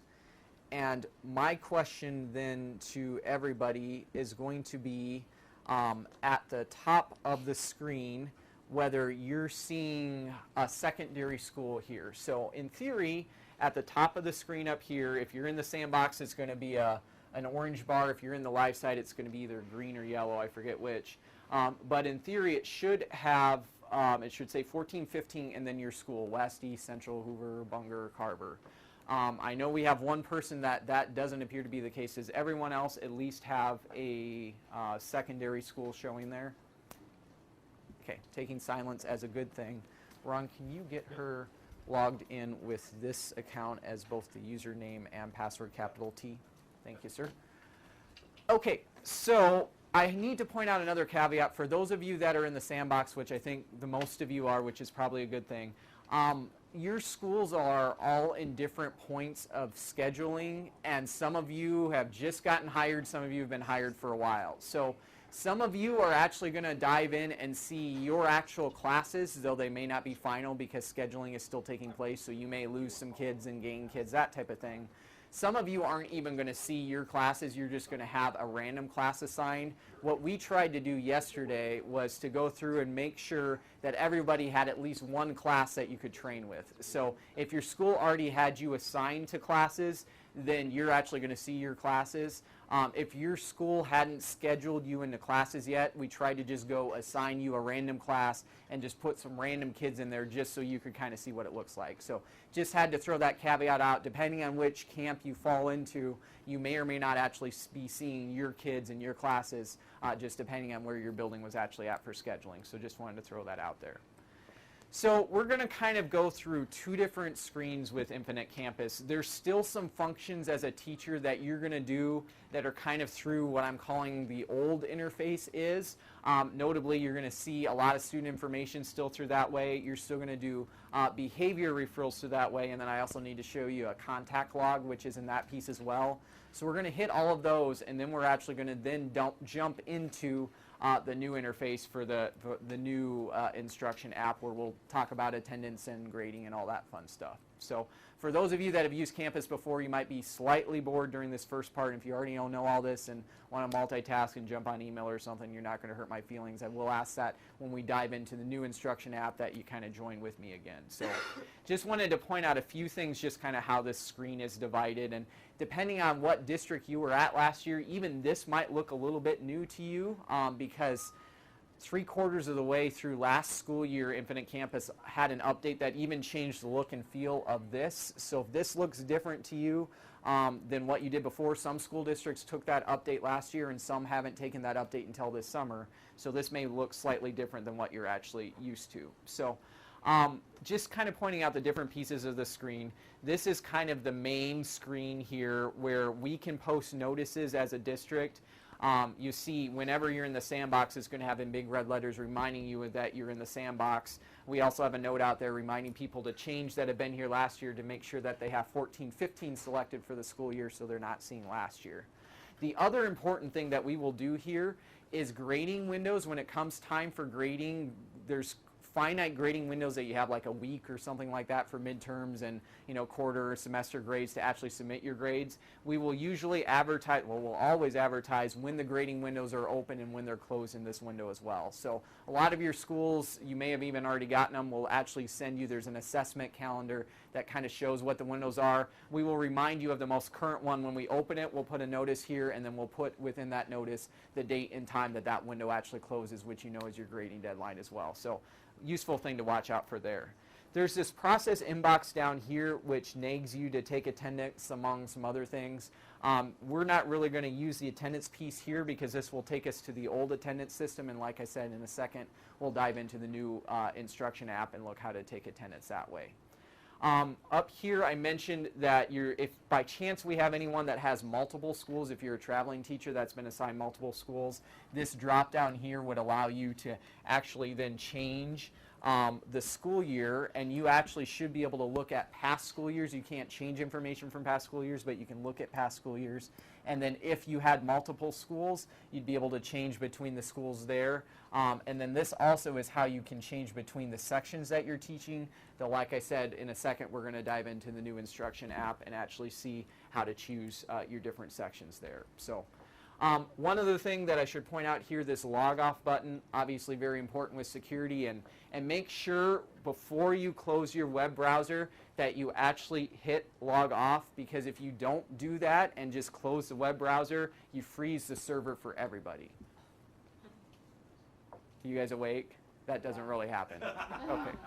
So, no, I had to do something, you know, it's after lunch. You guys are probably sick of all this information. I had to try something. I actually got that from one of our trainers. He did that, and it's always good to get the gas. You don't actually freeze the server. Good thing, though, back to getting on my security soapbox, logging off is a good thing if you're going to be away from your computer. Log off of campus, or you can lock your computer to require a password. If you hit Control-Alt-Delete and then hit the Enter key, that'll lock your computer, then the password has to be hit. So if you're going to be away from it, please just keep information confidential, a good thing to keep in mind as well. I see a question. How do you access the, like, okay, so when you're searching for information about students, you have to type in their number, student number? You're an overachiever. We're going to talk about that just now. Okay. I was still playing off the whole log off thing. Come on, you're fine. You're fine.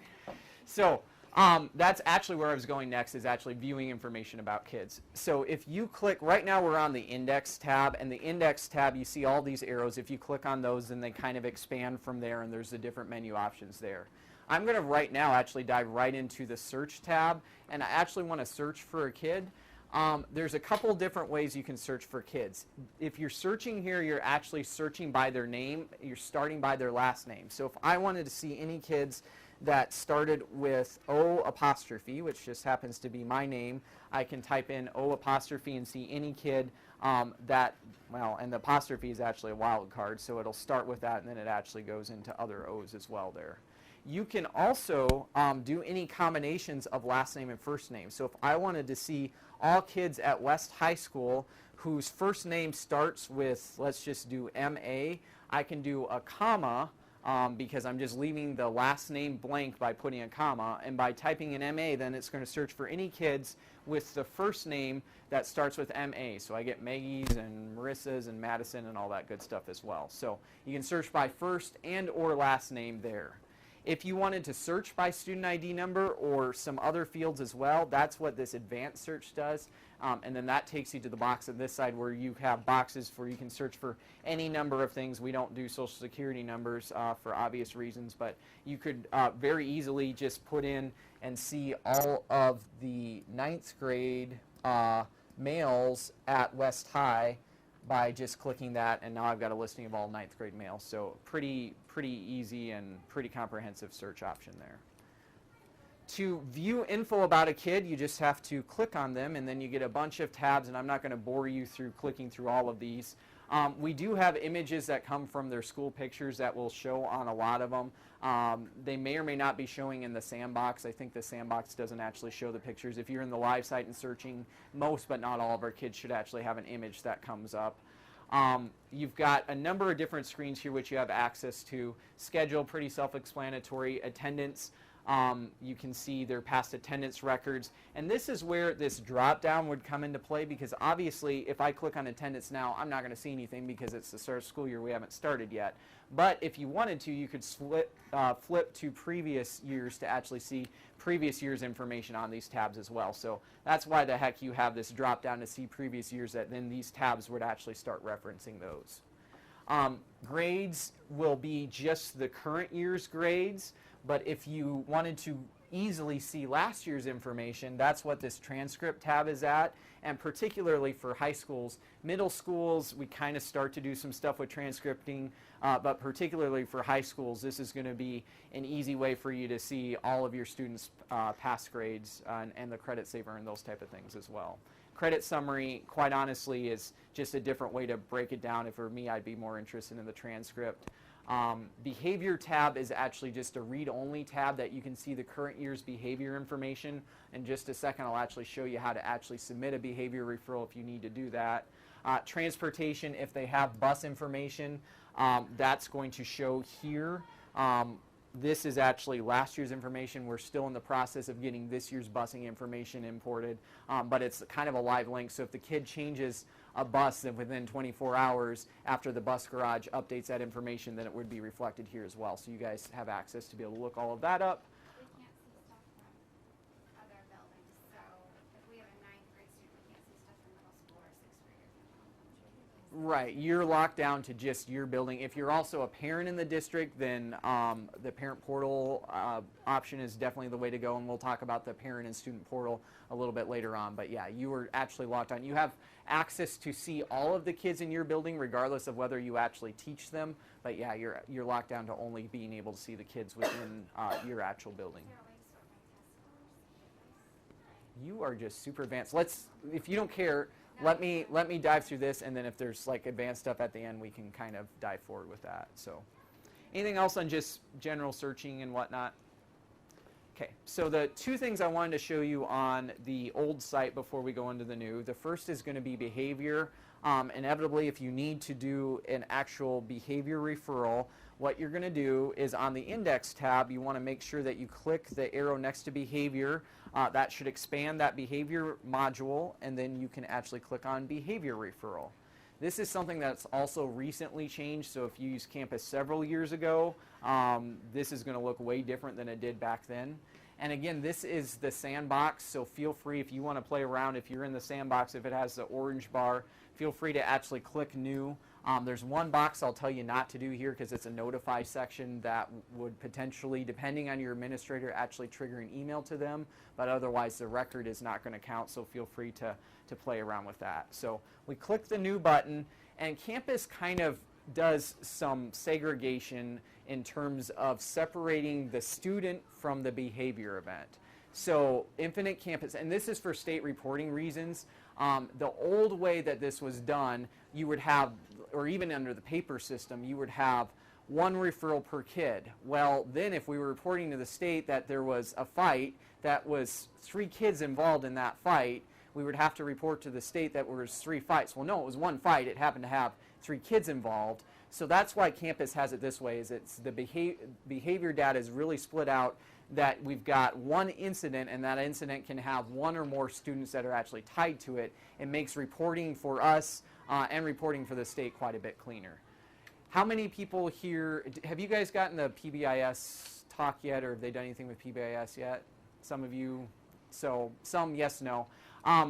Different schools kind of, PBIS is positive behavior intervention and supports, and it's, there's a number of subcomponents underneath that, which obviously this is not the place to talk about that, but what I did want to mention is PBIS, a lot of schools, actually all schools, divide their events into majors and minors. So majors would be, for those of you that have been teachers for a while, you know, what you would consider a typical behavior event, you know, fighting, those type of things, major events.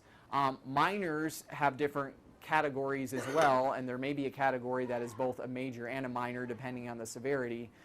But different schools are also using this school to track minors, and your school may or may not have some different policies on whether there's an expectation to actually track minor behavior events within here. All schools have to do majors within Infinite Campus. Many, but not all, track minors within Infinite Campus as well. And the reason why they track them here is we have this product called Tableau, which is a data visualization software that a lot of the PBIS coaches within the schools then can use to see data trends and look at, you know, kids and issues, that type of thing as well. So it's all about data, that type of thing. So just wanted to throw that out there, that when we're talking through this, everybody is going to have, everyone's going to use this if you're recording a major event, and some schools may be using this for minors. So we clicked on the new button, and the first thing that we have to do is actually put in information about the actual behavior event. So the alignment right now is discipline versus award. Most schools aren't really using the award, so it defaults to discipline, so you're going to be able to leave that. The date and the time default to the time that you actually click new, but if it occurred in the past, you can obviously override that and put in a past date and time. You can give it a title. If something's in red, it's required. If it's not in red, then it's not required, obviously.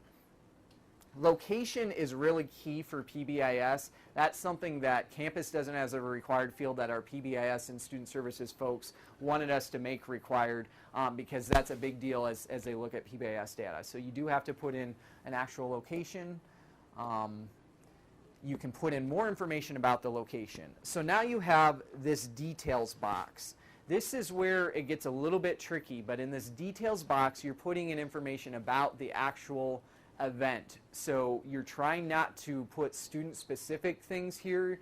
Don't put student names here because this same description of this event may be attached to multiple students' records if there were multiple students that were actually involved in this behavior event. So here you're just trying to describe the actual event, not the student's role within that event. Are these accessible via the portal? Parents see it. Good question. Yeah, so we're going to talk about portal in a second, but a lot, and that is something that we have to be very cognizant of, that a lot of what we do in the interest of communication is available to parents. Behavior we actually have turned off from the portal so parents cannot see behavior.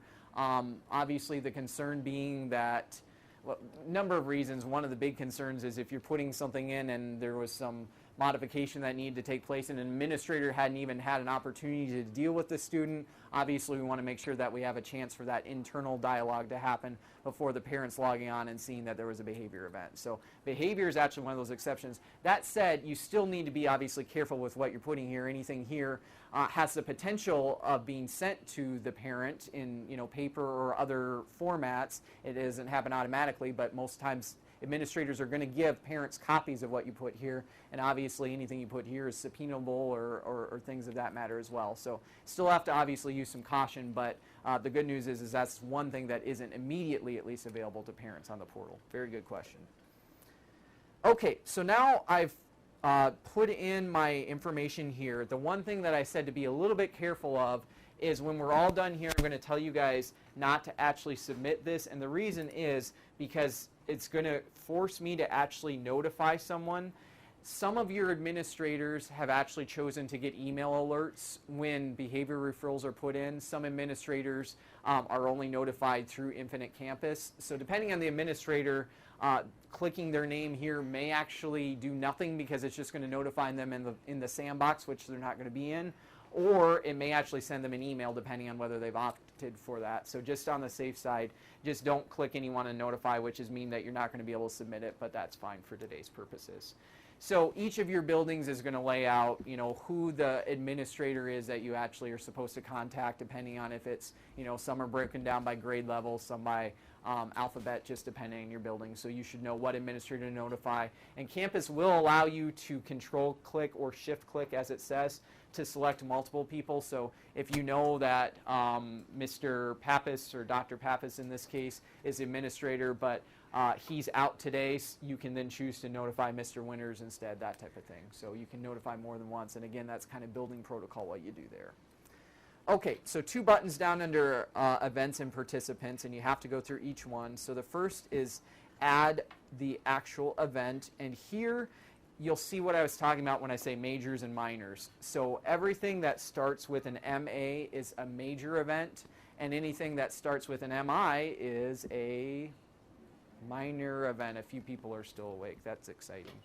Okay, so pretty long list, and like I said earlier, you're going to see some of the minor categories that actually take place under both minor and major, because you may have a classroom incident that category, depending on the severity of it, could be either one. So you, as the referral person submitting the referral, have to select an event type. Keep in mind that the administrator has final say in all of this, so you have to put all this information in.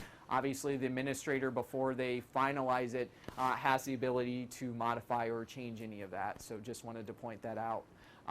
You will, though, get to see what the final results were on the behavior tab back earlier when we were looking at a student's records and there was a behavior tab.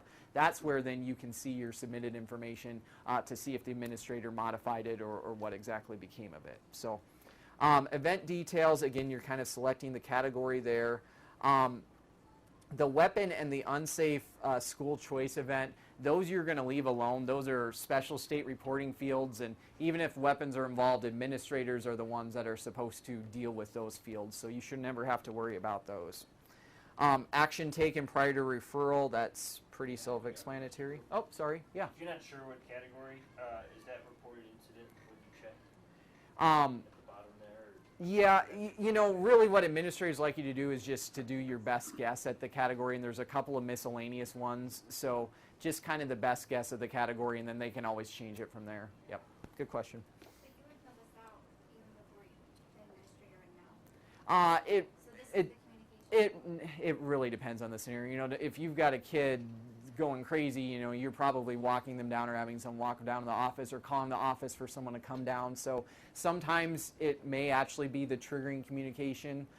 Many times it may have been, you know, after the fact. It really depends on the scenario, but it could go either way. Yep. Okay, possible motivation. This is another thing that is there and is mandatory because of PBIS. And again, you may end up just selecting don't know because you don't know the motivation, but this is there and obviously changeable with the administrators after they talk to the kid for PBIS reporting purposes. So you have to select that. All of these bullying and harassment things, same thing with those. Those are not required and they're state reporting fields, so typically administrators would deal with those. At the bottom now, I mentioned before, campus is kind of divided into a separate piece between the event and the student for the reasons that we talked about. So now we've just created a generic behavior event, but we haven't actually tied any students to it. That's what this piece is down here. So here you can just start searching, and it says you can search by name or number. So if I knew that the last name started with an O and then first name started with an M, I can click that, and then I see the kids. I would click on the appropriate kid. As soon as I do that, then I get some additional fields here. So role oftentimes is going to be offender, but there may be many times where you're putting in a role of a witness or a victim as well. So they can have many other roles. Oftentimes, though, the first one, like I said, is going to be offender if you're actually doing a referral on someone who had the behavior incident. The demerits field we don't actually use, so that one you don't need to worry about. Injury stuff, again, most of the time administrators are going to deal with that. The big thing here is this is the box where you actually put in the student-specific information. So I said on that box on the previous screen, you want to make sure that you're not actually putting in anything about a specific student. Here is where you would put the student's role in the fight or whatever it was. Here it's okay to use names, those type of things, because you're talking about just that particular. Okay, so I'm going to click Save Draft. I forgot a box, didn't I? Context. Not sure what it's complaining about. I think this might be a caveat with the sandbox. You can add, then once this is done, you can add a second participant here. So if there were two kids involved in the fight or whatever it was, you would basically just go through this process again by searching again and selecting the applicable student. I am going to just get out of this because in the interest of time, I know you guys don't want to stay a second later today because it's obviously been a long day already. When you're all done, the key thing is this behavior response piece. That's going to be something that typically the administrators deal with. So if you had actually filled this out, and again, I don't want to because I don't want to save it because I don't want to notify the administrator that may or may not get an email. But this is going to stay here until you actually click submit it. So you can save draft a number of times, but it's not going to officially go on the student's record until you actually click submit. And this is something that a number of teachers have issues with, and something that a number of times a year we have to report to the state all of our behavior events. So there's actually someone in my office who has to go through and run reports of stuff that hasn't actually been submitted, that's just sitting out there, and nag the administrators, who then have to nag you to remember to actually submit so they can close it out. So make sure when you're all done with it that you actually click submit. And when you do submit, then you can edit this as many times as you want, as long as it's a draft. Once you click submit, then it's in the administrator's hands, and it's for them to edit and change and do what they need to do with. So behavior in a nutshell. Any questions with that? Cool. So one other thing I wanted to mention before we go into the new stuff, and that's PLP. And this is something that I think both East and West are using, and at least 2 of our middle schools are using. Not all of our schools are using, but I would say the vast majority of you in here are probably at a school that will use this. PLP stands for Personal Learning Plan, and we're not using this tool to its full potential, but the one thing that we really are using this for is the contact log, so that you all can share information with administrators and other members of your team when you've actually made parent contacts, guardian contacts, that type of thing. So again, in the outline here, I made sure that my student information was expanded, and then I made sure PLP that my arrow was clicked there, and then just click on the general form right there. Once I do that, then I've got 4 tabs here, and like I said, some schools, particularly with special needs, are using some more of these pieces, but the one that is relevant to a lot of you is this last piece right here, which is the contact log. And you can see I'm just in a random student at West High right now, and there's a bunch of entries, so you can tell at least West High is using this. I'm guessing a lot of your other schools are as well. So pretty self-explanatory. If you're putting in a new contact, you hit the new button, you fill in the information, and you're good to go. You can then, when you're back on the contact log screen, see all of the previous contacts. And if you want to print, you click the print button. You can filter if you would like to. You have to filter by putting in the start and the end date, and you hit print.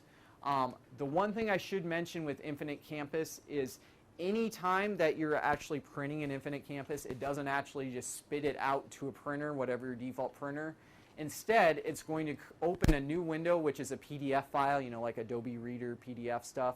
You can then save that file or print it or do whatever you want with that. So anytime you hit print in Campus, it's a little bit of a misnomer because it's not going to start spitting out like you're probably used to. It opens a new PDF, then you can save or print it from there. So. It says there no contact order, Mm-hmm. but the parent's email's still in here. Does that mean you shouldn't use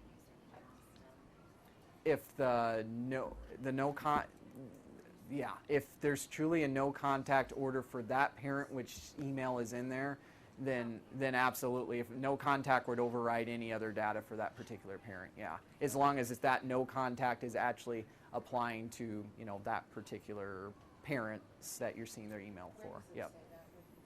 Are you looking in the PLP grid, or are you looking in the summary? Student that had a bell on it. Okay. That's gonna be the first one I pulled up. Yep.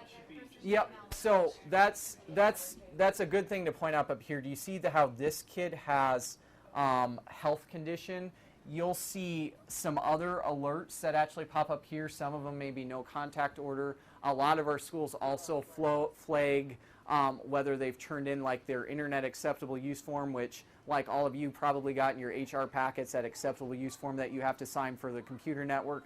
Kids have to sign those as well, and then they track them in Campus and flag them as well. So they may have a special needs flag depending on the student as well. So that's actually a good discussion point to point out. Some of those, if you actually hover over, will tell you some additional information. In the case of health condition, many times, not all the time, but many times, it's just going to say see nurse, and that's for HIPAA FERPA regulations, that the parent has to have signed off to say that this can be released to everyone for the nurse to actually allow that to be seen. So this one actually came out and said it. The vast majority of the health ones that you see are actually just going to say see nurse because of our lovely HIPAA FERPA, all the confidentiality stuff. So yeah, that was a good discussion. Yes? Can you search for specific students within the PLP, or no? Okay, so yeah, I probably kind of tied some stuff together and I shouldn't have, so I'm glad that you asked that so I can clarify. This is going to show whatever student you actually have selected. So to search for I had previously searched for a kid and selected this particular kid. If you wanted to see a different kid for PLP, you just have to go back on the search tab, put in your criteria, and click on the appropriate kid. Then that is considered your active student. So now I'm seeing that student's information for PLP, and if I went back to index and went back into student information, then that's the active student for this as well. So thanks for asking that. It's a good point that I didn't clarify very well. So whatever student you have active from your search is going to be the student that you see regardless of the tool that you select over here. Really good question. Anything else on general student stuff or PLP or behavior before we dive into the new instruction app? Cool. So We're now diving in, those of you that were kind of spacing off, this is now where we're diving in the new stuff that I highly doubt anyone has actually seen up to this point because it's brand new. So campus, who knows what this little box here is? Does this look familiar to anybody who has maybe an Android phone or anything like that? Yeah, it's the app button, right? So campus has tried to standardize on kind of the icons, just like if you're used to like an Android phone or something like that. So if I hit this button, then I actually get what's called this app switcher, and I actually have two choices that are here.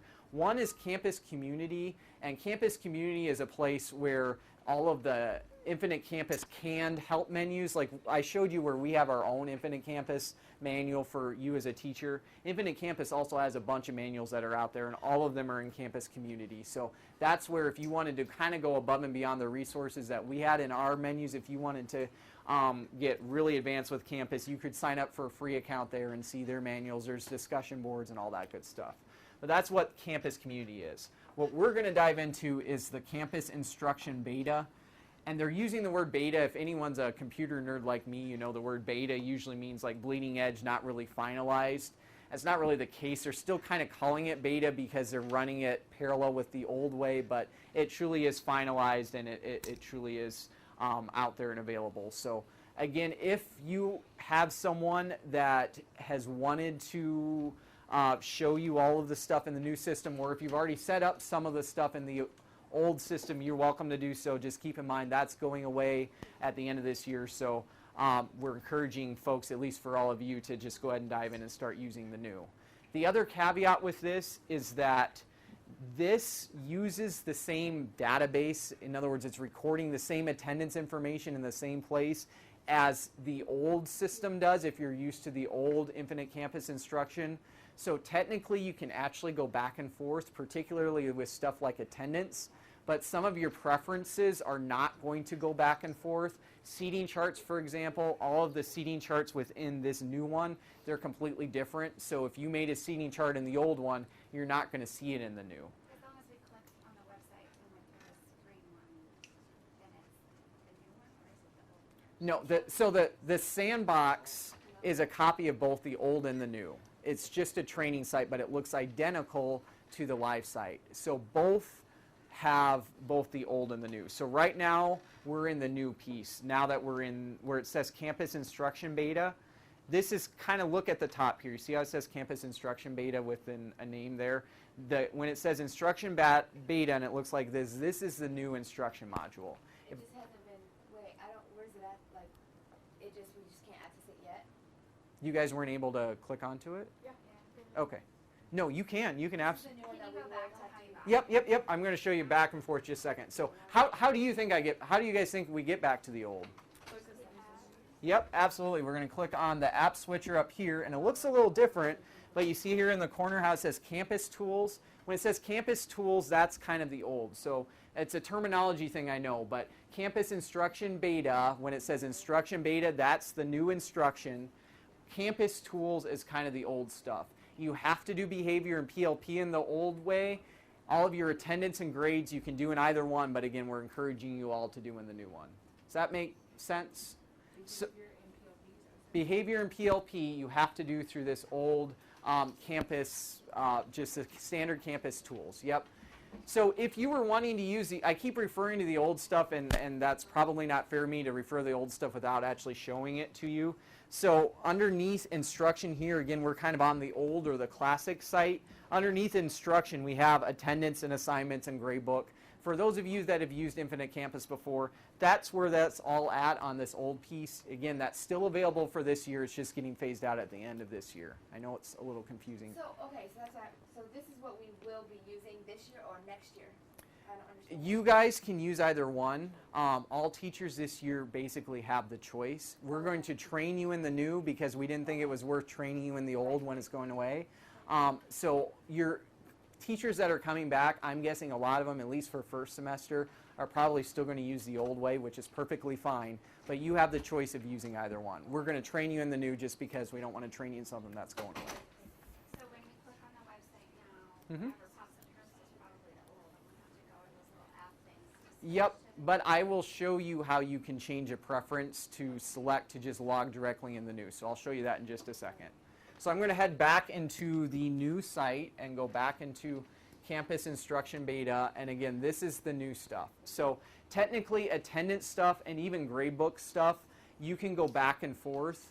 But stuff like preferences and seating charts, if you set it in one, it's not going to go to the other. So they're both available, but we're really encouraging teachers for each quarter or each semester to make a choice and really choose to use the old or choose to use the new. It's going to look different, but it's going to have the same data. So if you put an assignment in the old grade book, it's going to show up with those same scores in the new one, but it's going to look different. Data's there, it just looks different. Yeah? Are the students listed in your roster on the sandbox your actual students? They may or may not be. It depends on if they've been up. Yep, exactly. Depends on where your building was at with scheduling. So it's probably with you guys probably about half and a half. Half of you had buildings that had already had you scheduled and half didn't, so we just gave you some random kids, quite honestly. So.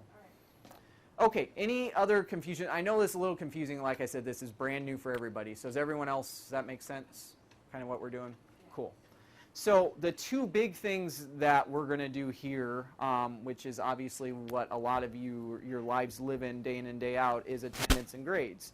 So attendance is super easy, pretty self-explanatory. We're just going to dive into attendance. And, you know, it's everyone by default is marked P for present. And here you can even see right now I have 30 kids in my class. All 30 of them are present. Absent and tardy, pretty self-explanatory. If Nolan was absent, I could tap on the A for absent. If Jared was tardy, I could tap on the T for tardy. These comments boxes here, you have the ability to put in comments. Keep in mind that those are shared with the attendance office, and those comments, I believe, are also viewable on the portal. So just keep that in mind with what you're typing there. Yeah, exactly. Probably not a good idea to do that. So you see here that you switch between periods. It's starting with kind of the last period that you left off.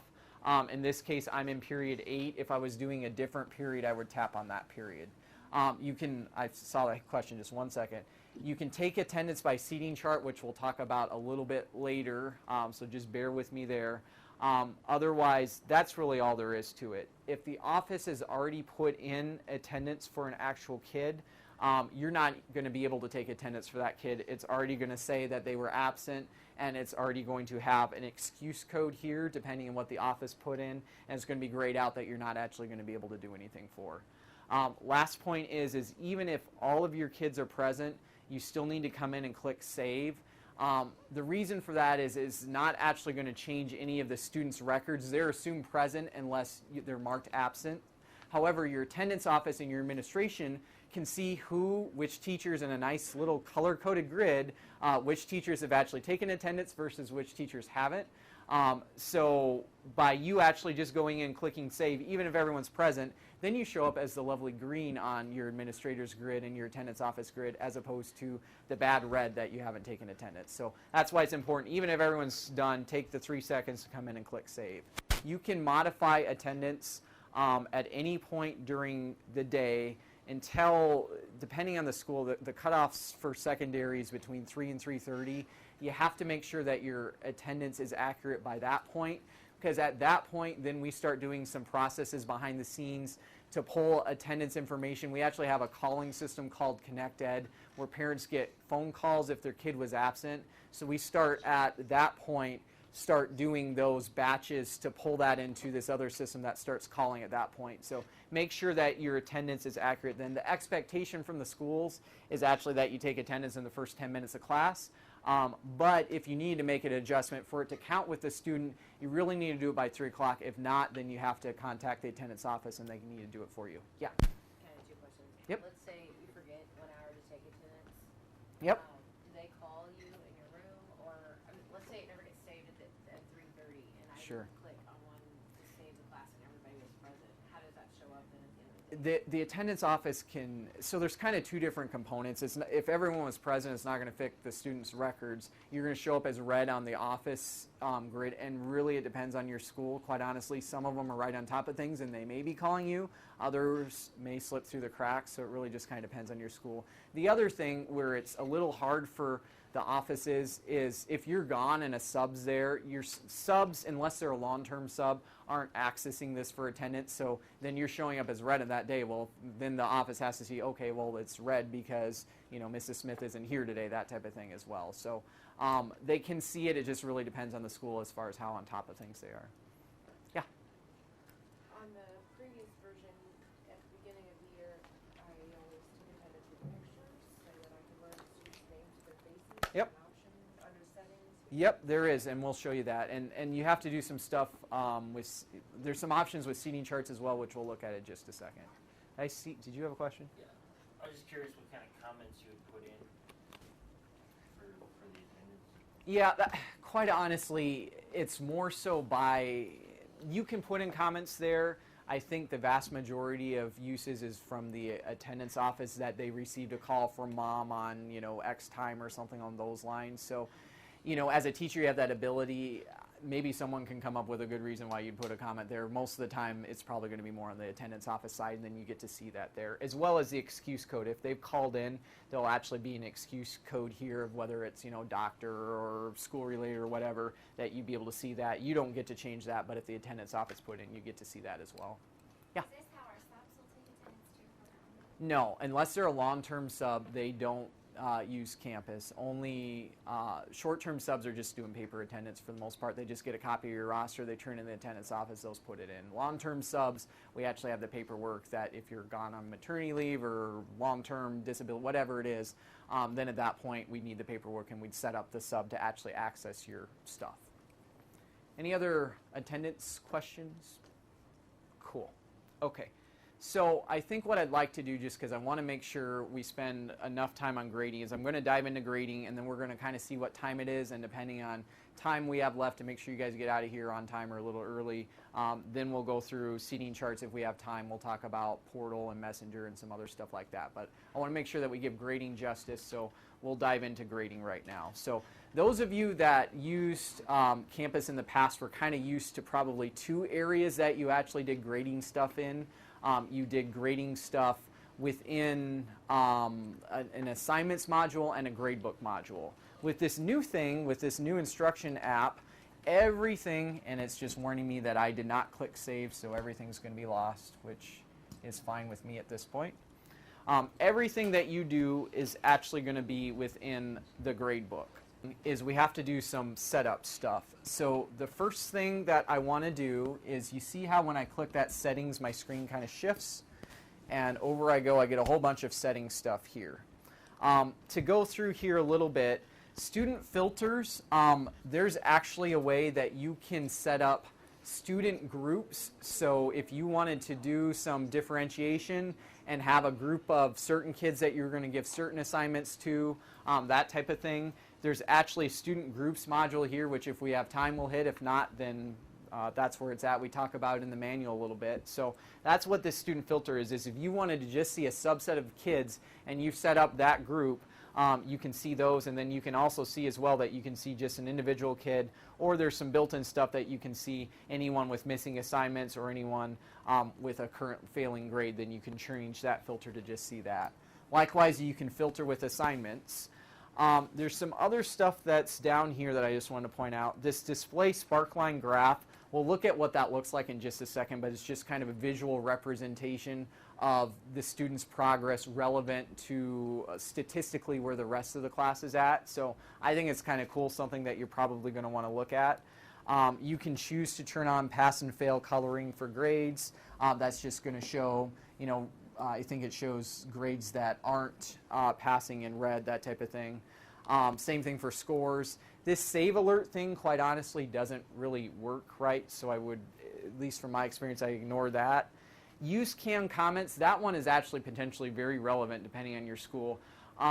So a lot of you are probably used to report cards And old school, you used to do like bubble sheets and put in numbers for comments, those type of things, which would then print out on report cards. If anyone's kind of old school, you maybe remember those. Canned comments basically has this listing of available comments like conscientious or uses time wisely, you know, all that good stuff that is available. Some schools, not all, some schools have a policy that they only want teachers to use canned comments. For those canned comments to show up, you have to have that canned comments box checked. Oh, that's lovely. Go back in again.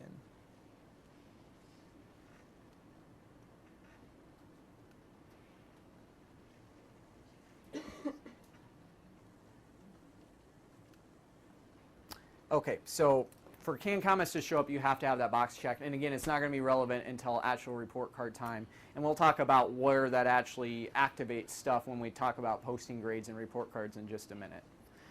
Okay, so that's what those preferences are.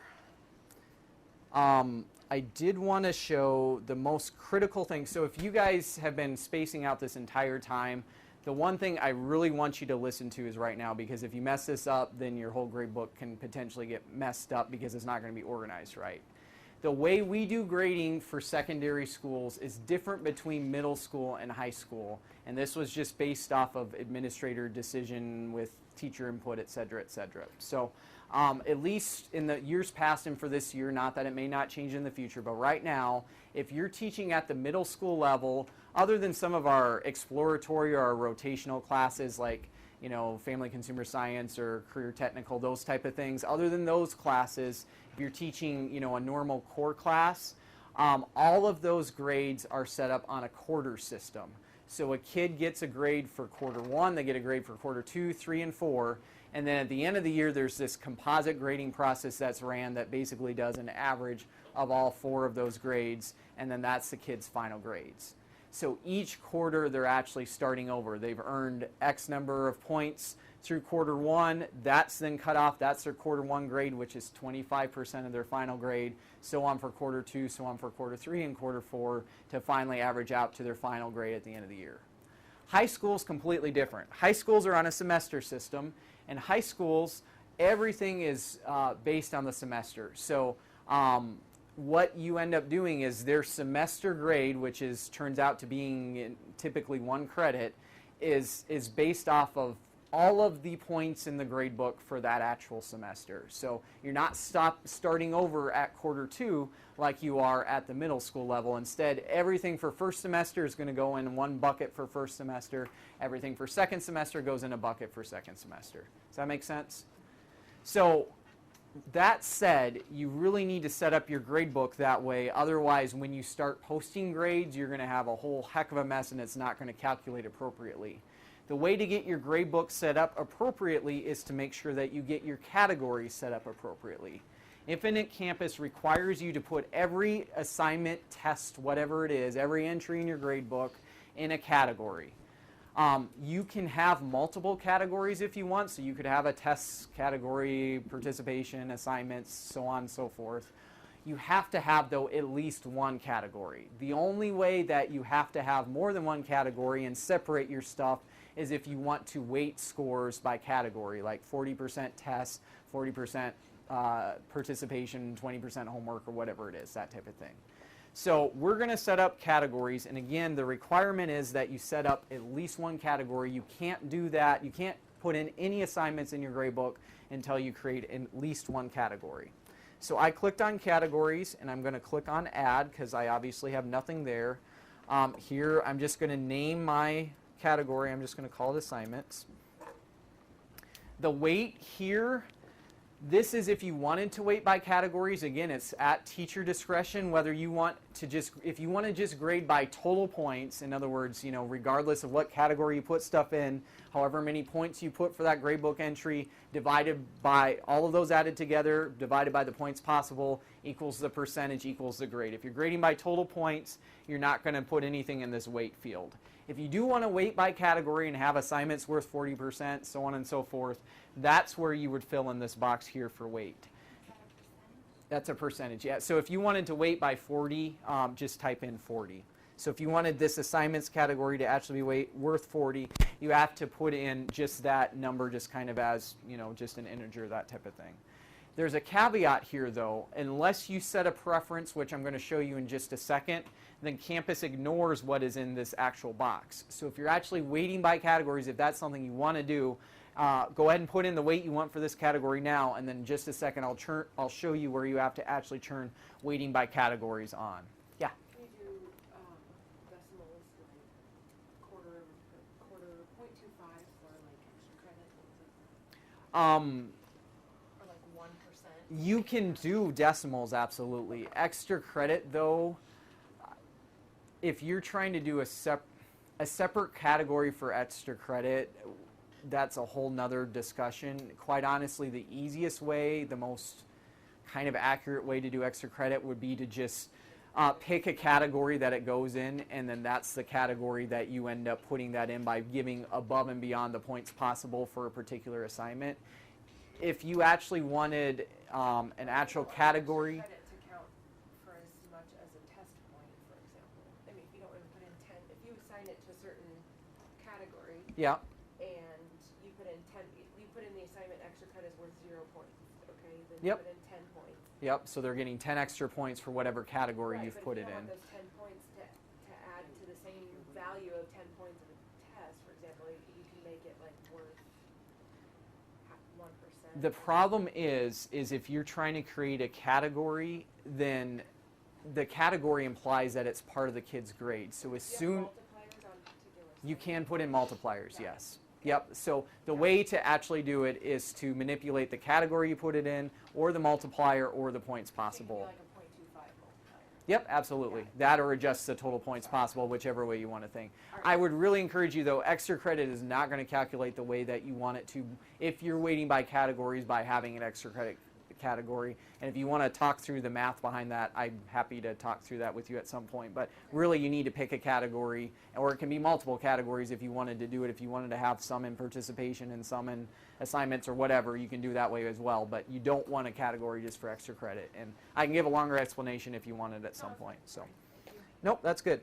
So the really critical part that I said you really need to pay attention to is the grading tasks that we're going to set this category up. So I mentioned that in Campus, you have to have categories before you can start adding assignments or tests. And everything in Campus, every entry within a gradebook, just from a terminology perspective, Campus calls an assignment. So whether or not it's a test or whatever, Campus just calls it an assignment. That's basically an entry in your gradebook. So you have to have a category set up first.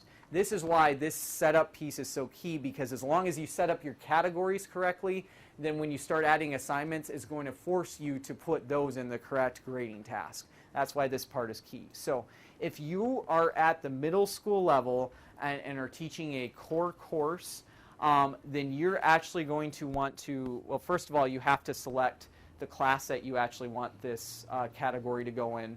And if you have multiple classes, multiple sections, then you may actually have multiple check boxes here that you could actually check. In this case, I only have one English 100 section, so I only have just this one that I can check. Then for the grading tasks, the key thing is for middle school, I said middle school is based off of quarters, right? So what box do you think I actually check here for middle school?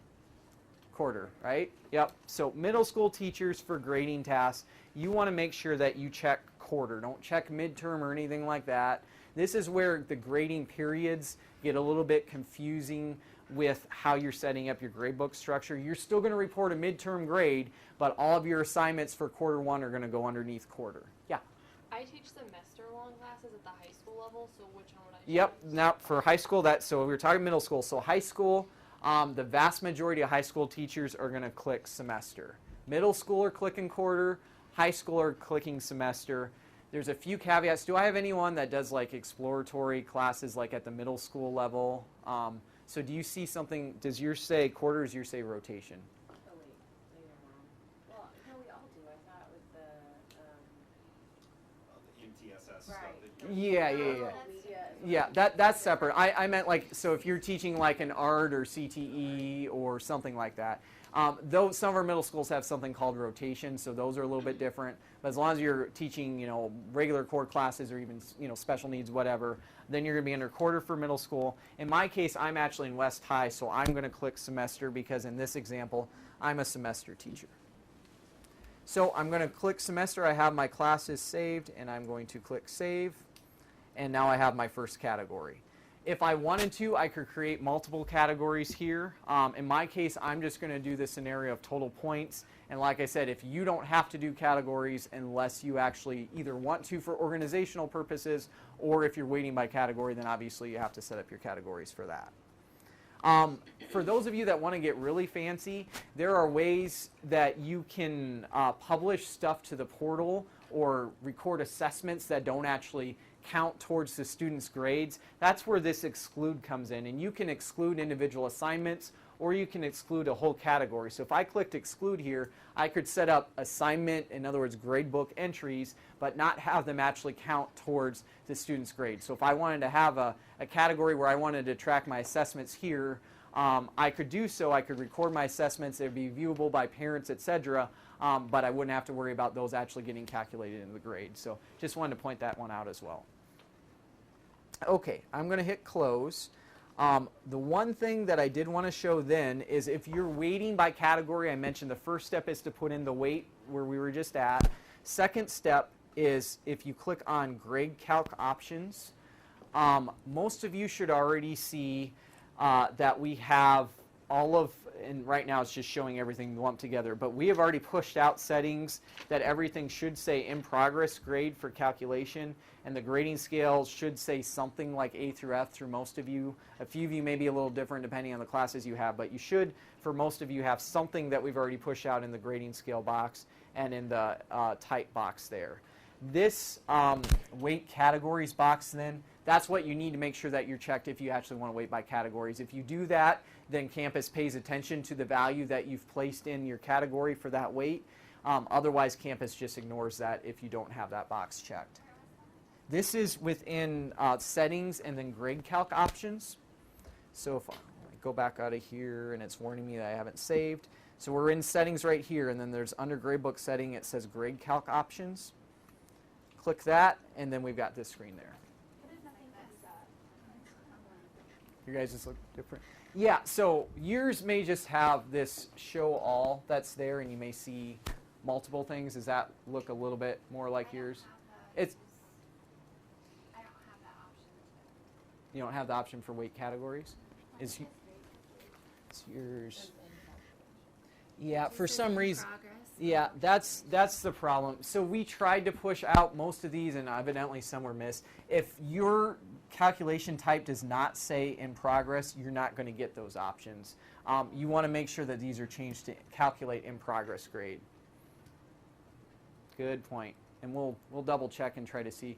Britt, can you at the end just jot me down like one of your classes, and we'll double check to make sure it gets pushed in the live site. If anyone else as well has that issue, let me know and we'll double check that. This last option here, the use scores percentage value, my short answer to that is don't use it. It's not going to calculate the way that you think it does. If you really want a long explanation of how that would actually calculate grades, let me know and I can walk you through it. But short of it is this is not, if you have this checked, it's going to do wonders to your grade book in ways that you don't want. Extra credit is going to be messed up. It's going to not calculate the way you think it's going to. So just make sure that box is unchecked. Okay, I'm going to close out of here, and I just want to go ahead and go through the process now of actually putting in an assignment. So this is where it's not blatantly obvious, but if you look on the screen here, where do you think we would actually go to create a new assignment or to add an assignment? Hey, yes, add button, and it's really small up here, but that's where you go. You click the add button there. And again, for this to work, you have to have at least one category set up. So hopefully everyone did that. For those of you that are in the sandbox, which I think is most of you, when you go into the live site, the very first thing that you're going to want to do is set up your categories, because you're not going to be able to put any entries in your gradebook until you actually set up your categories. So I'm going to go ahead and put in just a bunch of gobbledygook here.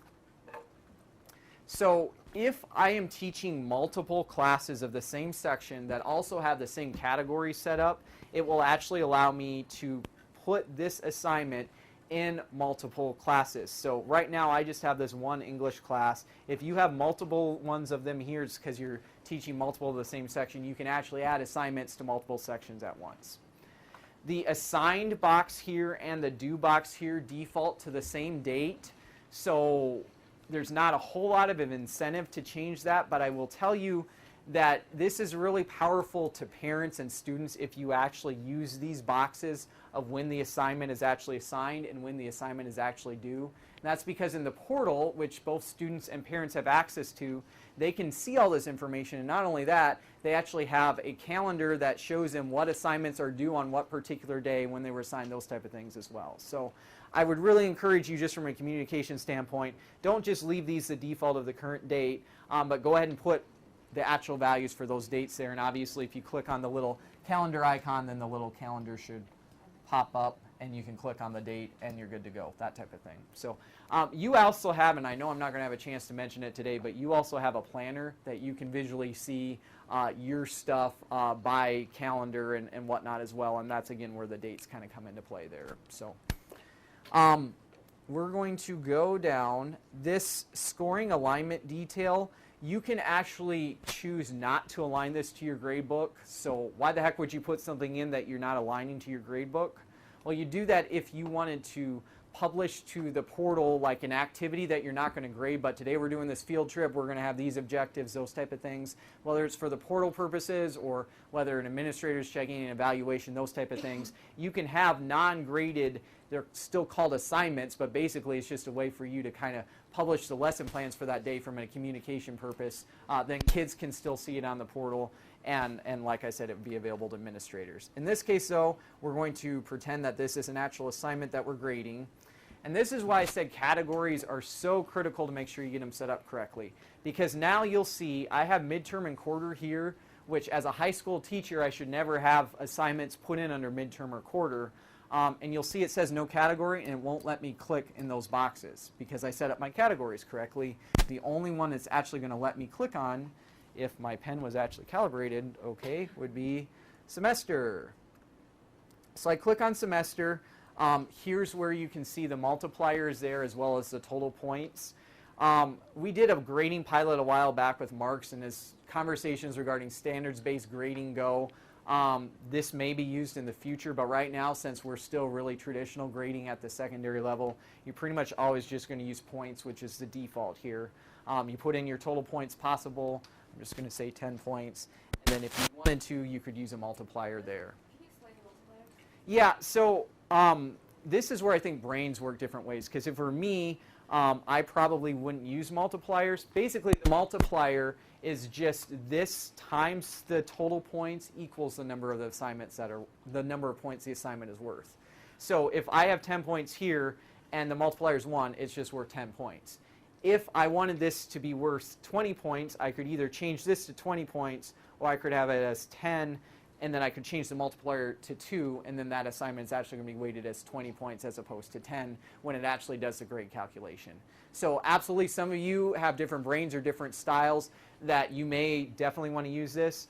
For me, I probably would just put in the total points as the actual number of points there. Giving extra credit, typically with extra credit, you just give them above and beyond the number of total points possible. So if you wanted to give them extra credit on a particular assignment, you could make it worth 10 points and they earn 11.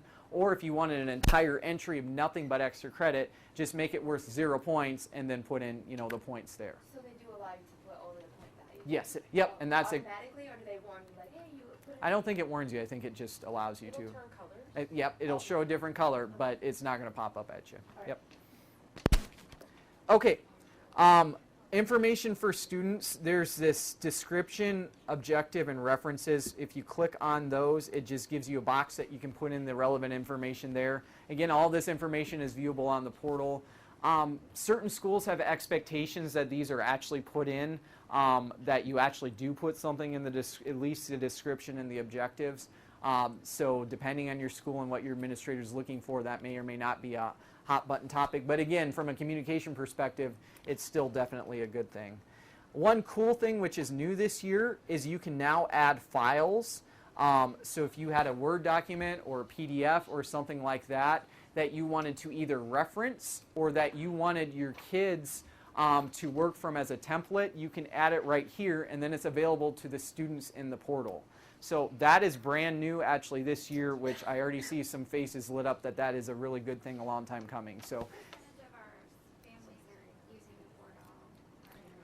Yeah, it's a good question. It's higher at the secondary level because at the elementary level they're not doing grading in campus. Depending on the school, it's I would say between a third and half. But we've actually seen way higher usage of the portal amongst students than parents even. A lot of your schools have done, which is awesome, some really cool efforts, whether it's in like a futures class at the high school or whatever class that's chosen at the different grade levels, to make sure kids are aware that they all have portal accounts and to engage them in that way. So we're actually see some pretty fantastic ratios of logins at the student level, more so than the parent level. I have a question on that. Yeah. In regards to how that portal works. So if you post a say worksheet Mhm. that you did in class, then are they only allowed to print it? Or I mean, Yep. So what I mean? Like- hang with me just a second, because we're gonna touch on that. Yep, another new feature. So you have the ability to add files. You could add a template for them, or you could just add a PDF or something you wanted them to work from. That's then this final piece here, this student work product. If you wanted them to enable, we talked at the beginning of ways kids could submit work to you electronically. The old school way was the Student Common. Ron talked about Google, and you could use Google Drive. This is the third way, again, web-based, so it's available anywhere. You don't have to be within the Waterloo Schools network, that kids can get work back to you through the portal, and they all have portal accounts that you can actually allow them to enable to submit student work back to you. So there's two different things here. There's online assessment and student submission. Online assessment we're not going to cover here because it's a little bit more complex. That would be if you were actually giving like online self-paced assessments, which we have another product for that called Skills Iowa that a lot of schools use. You can use that, and we're happy to walk you through using that if you'd like to. But what you're referring to, and I think would be of most use, would be this enable student submission. And there's two boxes here. There's the editor and there's the attachments. The editor just gives them a web-based box just like this that they're just typing in, they can do some basic formatting, that type of thing. File attachment would then allow them to post attachments back to you. So as a teacher, you could send in a template, a Word document, whatever you wanted to, as a file here. You could then enable file attachment and ask them to save it and send it back to you that way. If you wanted to use Google stuff instead, what some teachers have done is not had the file attachment there, but instead just had the editor turned on and then just asked the students to submit like the URL or something like that to the student work that they've actually published, whether it's on Google or whatever other web-based tool that you want to use. So lots of options there. So are you assuming that the students and parents in the portal can see everything? Yeah, they can see everything unless you explicitly choose to hide that. So absolutely. And that is an important point that we mentioned behavior is not turned on, but stuff within the grade book is truly visible unless you actually hide it. And it's live. So as soon as you put it in, they could log in and see it. Yep. I wanted to just piggyback on that. One of the reasons that you might want to hide them, let's say you're like super uber organized and you put all your assignments for a particular unit in the grade book ahead of time, so that they're there as you go through and you want to add the scores as you do it and you're 2 weeks ahead. Sometimes I've had parents call and say, you haven't put these scores in forever. Is my kid missing this assignment or whatever? And you're just organized and ahead of the game, and so if you hide it, then they won't be able to see it, but you will until you actually put a score in, then you can unhide it and then they'll see it. Whereas otherwise they might contact you wondering why their kid's missing 8 assignments when really you haven't given them to anybody. You haven't given scores to anybody yet, but they don't know that because they're just the parent that one kid. So Yep. that's a good reason to use that. Yep, absolutely. And so we've got like 8 minutes left, so I'm going to try to fly through, and then if you have questions, we're going to stick around. You can shout them to me at the end, but I'm just going to try through because I got to get through at least posting grades. So one thing that is a little confusing is you've got a lot of different options up here between terms and tasks to see the actual assignment that I just put in, I actually had to change this to quarter 2 because I'm at the high school level. And at the high school level, the semester is actually a task underneath quarter 2. So we have quarter 1 and 2, and then second semester, semester 2 would actually be underneath quarter 4 because we have quarters 3 and 4 that are second semester. For our middle school folks, you would, for right now, start off underneath quarter 1 because you're all quarter-based. The other thing I needed to do was change the task to semester because it started off as midterm. And then I finally, after I do all that, I see the actual assignment that I actually just put in. I can go down and I can actually put in points, and I'm good to go. So I'm going to real quick just fly through here. The one thing I wanted to point out is if you click this arrow over, then the assignment expands.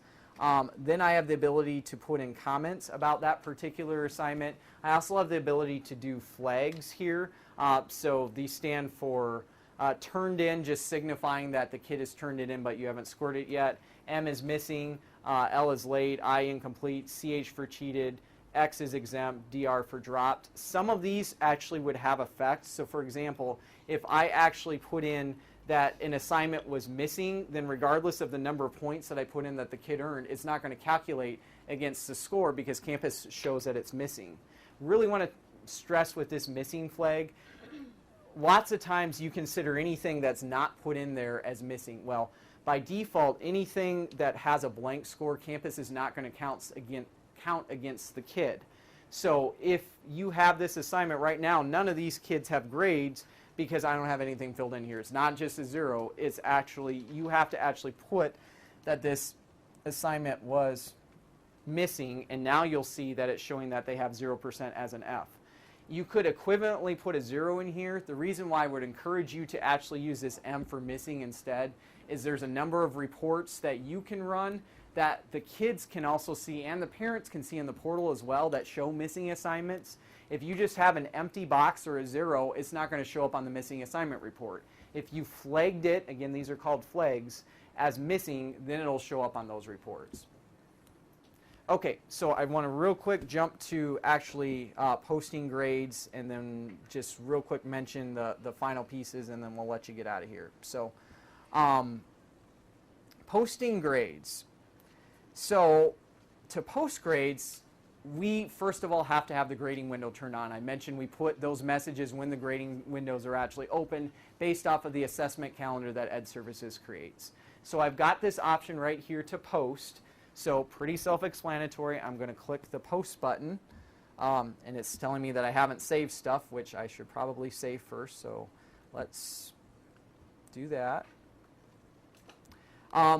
When you post grades, with very few exceptions, if you're doing a rotation, a specialist at a middle school, there may be an exception to this, but otherwise we generally only have one grading period open for you to post to at one time. So we would only have midterm open at one time and then we'd have the quarter, we have them in sequence. So you can't really mess this up because most of the time you're just going to have just those particular options to post to. In this case, we're pretending that we're posting to our very first midterm. That's the first thing that everyone is going to post to is going to be quarter 1 midterm. So again, the only option I have to post to here is quarter 1. I select that. The only option here I have to post to is midterm. I select that. I click OK.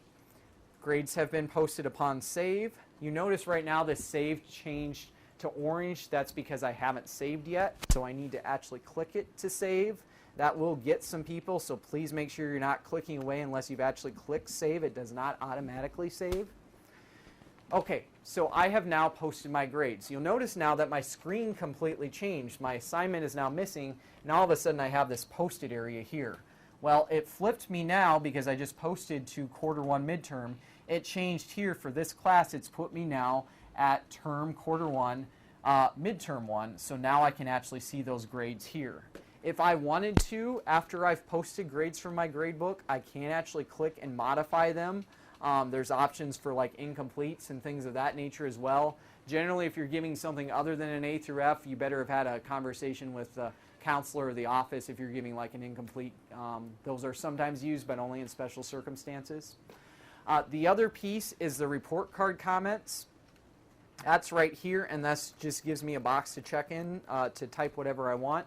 If I had clicked the canned comments thing, then there would actually be a little icon here that I could click on, that then a box would come up and allow me to check on any comment that I wanted to put in, and then I could insert those. You notice that it also would allow you to fill down, so if you wanted half of your class to have a comment, you could actually save yourself a little time and click the fill option and then just go and delete the ones that you don't want to have that particular comment. The whole fill and those type of things as well, those also exist when you're inputting assignment scores, so big time savers. If all but one of your kids got 10 out of 10, just fill them down and then just go adjust the kid that actually didn't get the 10 out of 10. Put the comments in after you posted the grade? The comments don't matter. The thing here is if you go through the comments can be before or after, but the grades really, if I had adjusted a grade here, like if I had changed this kid from an F to a D plus for whatever subjective reason that I was doing so, if I then went and posted grades again, it's going to overwrite anything that I've put here. So the rule is you can post grades as many times as you want, as long as the final grades that you actually want to appear on the report card have been posted before the window is closed. And also keep in mind, though, if you repost grades, any modifications that you've made here will get wiped out. The other thing I do need to point out, for high schools, these percentages here really don't matter because really it's the grade that's transcripted. Middle schools, I mentioned we're doing composite grading. Composite grading calculates the grades based off of each quarter, but it doesn't calculate off the grade field, it actually calculates off the percent field. So that kid's final grade for the year is going to be based on an average of the 4 percentages for the quarter grades. So for midterms, it doesn't really matter because, again, it's the grade that's important. It's the grade that people see on report cards, etc. But if I'm a middle school teacher and I'm, for whatever reason, needing to modify the student's quarter 1 grade, I also need to modify the percentage so that then when the final grade is calculated for the year and the 4 quarters are averaged together, then it goes off the appropriate percentage and that adjustment is actually calculated into their grade. Does that make sense? Cool. So we did not get through a ton of stuff, which is okay. All of that is on the manuals that I referenced earlier, and I'm sure you guys are in information overload and just ready to get out of here anyway. Just real quick, wanted to point out what these other stuff is, and then we'll let you get out of here.